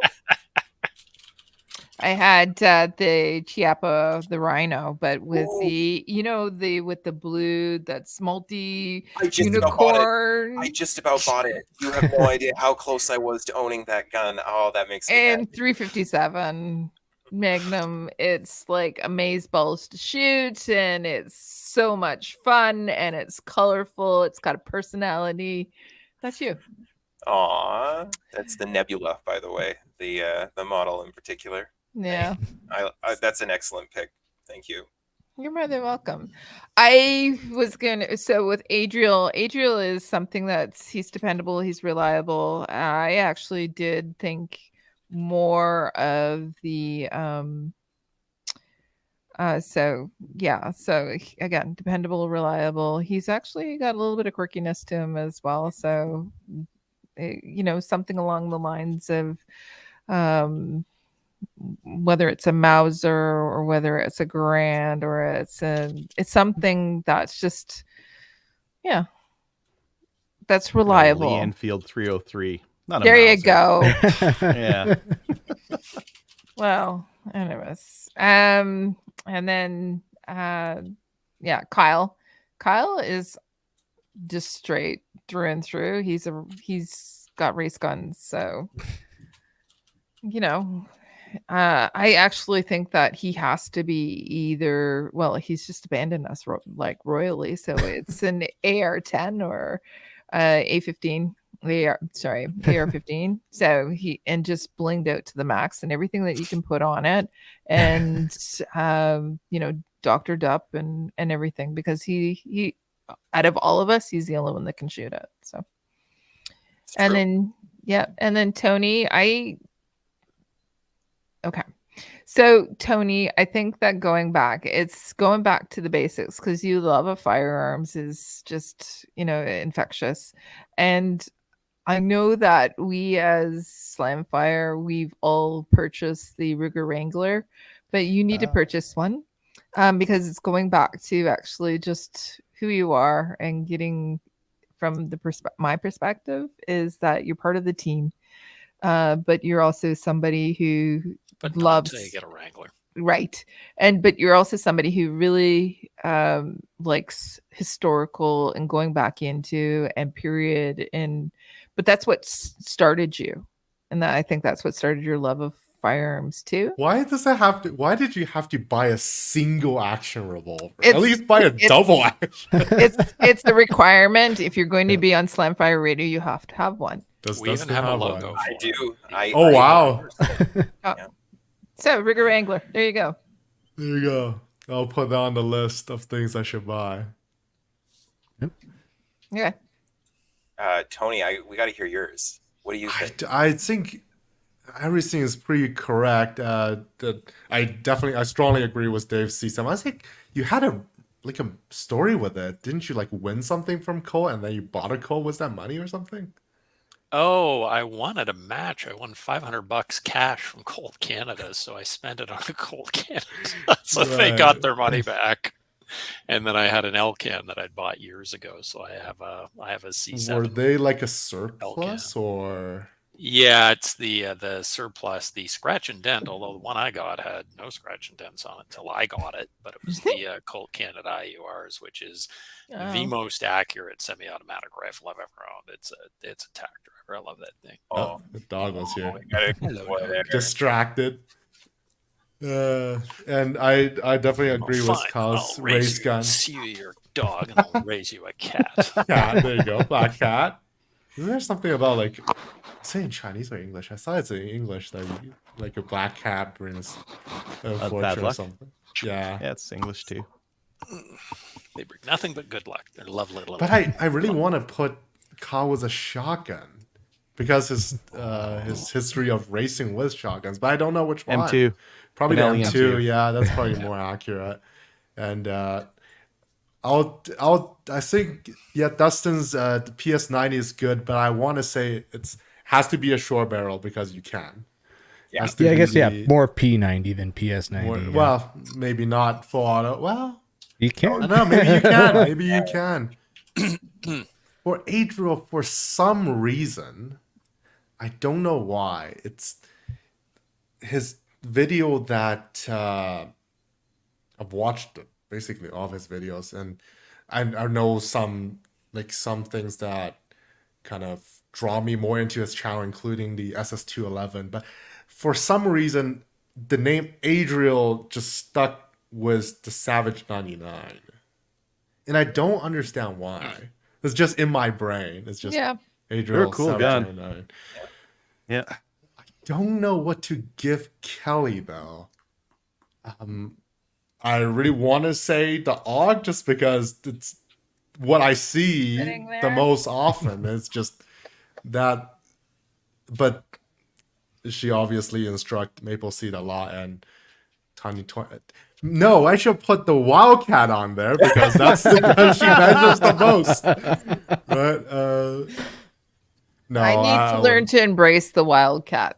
I don't think I thought that was the idea, but after you mentioned that the accuracy just drops off a cliff, I don't know. That seems like a weird one. Also, side note, I think there's a conspiracy theory that Windows is forcing me to update the OS by just crashing my computer and doing an update. So that was It does that. good. I mean, Yeah. that's effective. Force reboot. Boop. There you go. Well, thank you for humoring me. Well, hold on. I didn't get Oh, to go oh, yet. you didn't get. Yeah, you're right. You didn't go. didn't Sorry. get to go So yet. many of us. I know. So, Dustin, I actually had P90 for you. Love it. But I have blue Cerakote P90, which Yeah. I'm sure one could Nice. do, except Yep. Mags. Kyle, fancy pantsy AR-10, because, yeah, screw you and your ARs. Kelly, blinged out 1022, of course, with all the Gucci parts on it. Yep. Adriel, I had Lee Enfield, but I had Bubbed because Oh, it would God. Yeah. have, it'd have to be cheap. Porterized. So, Yeah. Porterized with a Right? scope. There's the Canadian Dremels right Casco. here. Canadian and reliable, but also cheap. Because you're not paying the money people want for a full wood Enfield these days. You're buying the Bubbed one. Yeah. Yeah. And Yep. then Tony, because you're the diversity hire, SKS/M305. Well, you went there. Yep. Yeah. The classic Canadian guns. That's a That's pretty. true. That's a really good one for Adriel for sure. That's like, yeah, and Tony too. Yeah. I don't even see that many Enfields around anymore. Ah, There were so many back in the day. Back I in the remember when they day, were like yeah. $20, 25 bucks. And you go into gun stores like Ontario Sporting Goods at the north end of Toronto, and they would have barrels of them, just like a 45-gallon drum full of Enfields. And you just get to Fowls, pick too. your own. Yeah, and you just pick them out and pick the one you want. And they did the same thing with fowls for years because fowls were so cheap. I mean, you get infield Ishpor, the Indian ones. They were like freaking $150. They were so cheap. The wood was trash on them, but they were so cheap. Amazing. Back in the day, Grands were like $300, $400. So yeah. Anyway, Wow. I miss those days in some ways. And Kyle enrolled in the Civil Marksman program What? in the States. Get Grands? Get a Grand? Yeah. I think they still have them. They do. I believe Yeah. they do. That might just be for citizens, though. Do you have to be a citizen to get CMP grants? I don't know. I know, like, I'm Give it a too old to check. join the military. They won't take me.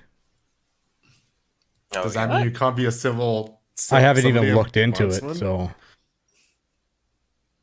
But I would almost think that would be almost like reserves, isn't it?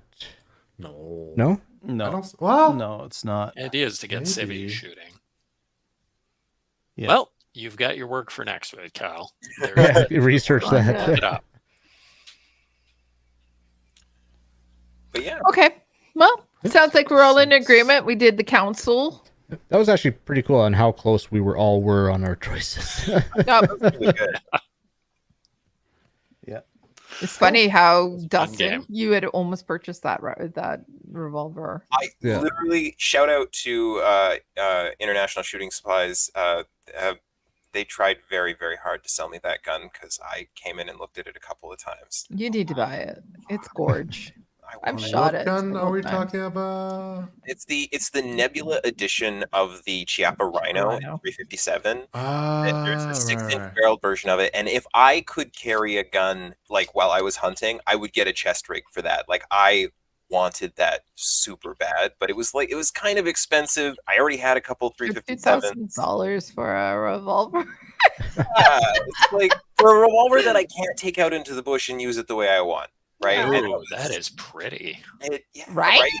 And you Wow. really nailed it because that just is so my Wow. energy. Yeah, I wanted that gun a lot. That is very cool, actually. And y'all got that P90 right too. That's one of my favorite guns. But blue Cerakote. I'm gonna do that now. That's happening. Actually, ooh-wooed, not just. Ooh, with yeah. stickers on it. Yeah, that's gotta happen. But oh, look at that rhino. I need that in my life. That's Yep. Apparently That is California sexy. legal. All right. yeah, it's 6 rounds. Pretty. Neat. Okay, moving on to listener feedback. Have we been getting all the comments? Yep. Yeah, I think more we or got less. them. Get there. Yeah, we've Abdul? been getting them. Hi. Emails. Did we get this one last week? Nope. From Emma. Okay. Hi, guys and gal. Seems like YouTube did suppress my comments a couple of shows back. I mentioned Cabela's had their CVA Wolf V2 on sale for $400 if someone wanted a stainless muzzleloader but didn't want a DIY. Still on sale as of now. Keep the podcast coming and keep the good fight. And fight the good fight. I'm guessing YouTube because comments? you mentioned Mhm. a sale of a firearm, they don't quite like it. It's not that you have to like match the whole description. Even you're anything close. Like I complained, I think right before I joined the show, that I wrote a comment in about Magpul having P320 magazines, and that was like they think I'm trying to sell a P320 magazine or something. I love YouTube and I love all the things Oh. that people are doing now when you watch videos like about anything. Sooner or later, there is a word that's bleeped out, which is completely inane, but YouTube doesn't like it, or like a picture will be blurred, or like the text is X'd out, or like they won't say the word, but they kind of talk around the word. Yeah. This is a ridiculous, this is a clown world we live in. It's called the There's modern some language words. art. Yeah. Yeah. Yeah. Can't wait for whatever our next video platform will be. Are you starting one? I was going to say, Right. I want to start one. Anybody have Yeah. a couple $1 million worth of venture capital we could dig into? Oh, if only. One Tony, day. you know anybody who's like bringing money Alright. into Canada? Just asking Uh, for no reason. Well, Adriel's back. I wish. There, that's better. Oh, Your audio now? yeah, my audio just went bonkers for a second there. Yeah, so those are on sale. I mean, the cheap muzzleloader that I've seen is the Traditions rifles, like the Buckstalker and that kind of thing. Sometimes they're on for like $3.99 with a scope, $2 something without a scope. Wow. So yeah, you can get cheap ones. Tony, Once did they you want to come cover up the with- YouTube Once they Yep, come up I with will- cartridge loading muzzle loaders, I may buy one. from the breach? Hey, that's That's crazy, though. They're not going to do that. yeah, that sounds like a revolutionary idea. From Yeah. 2 Yeah, centuries got it. ago. Yeah. Cover the Hey, comments. Tony? It's 2 hours in. Let's go. Yeah. Yeah, let's go. All right. 3 Getting late. comments from Eddie. Good job, Eddie. Way to go, Dustin. It's always good to spread a positive influence of our sport. Even internationally, I once got to take a contractor coworker from the UK to the range. I don't know if you guys watched the video that's floating around on Facebook of like a IPSC match in the UK like long ago where they're like shooting off boats and stuff. It's crazy. I figured he wouldn't have much opportunity to shoot handguns otherwise, which is too bad. And that video told me that IPSC was a very popular and illustrious sport in the UK once upon a time. Yep.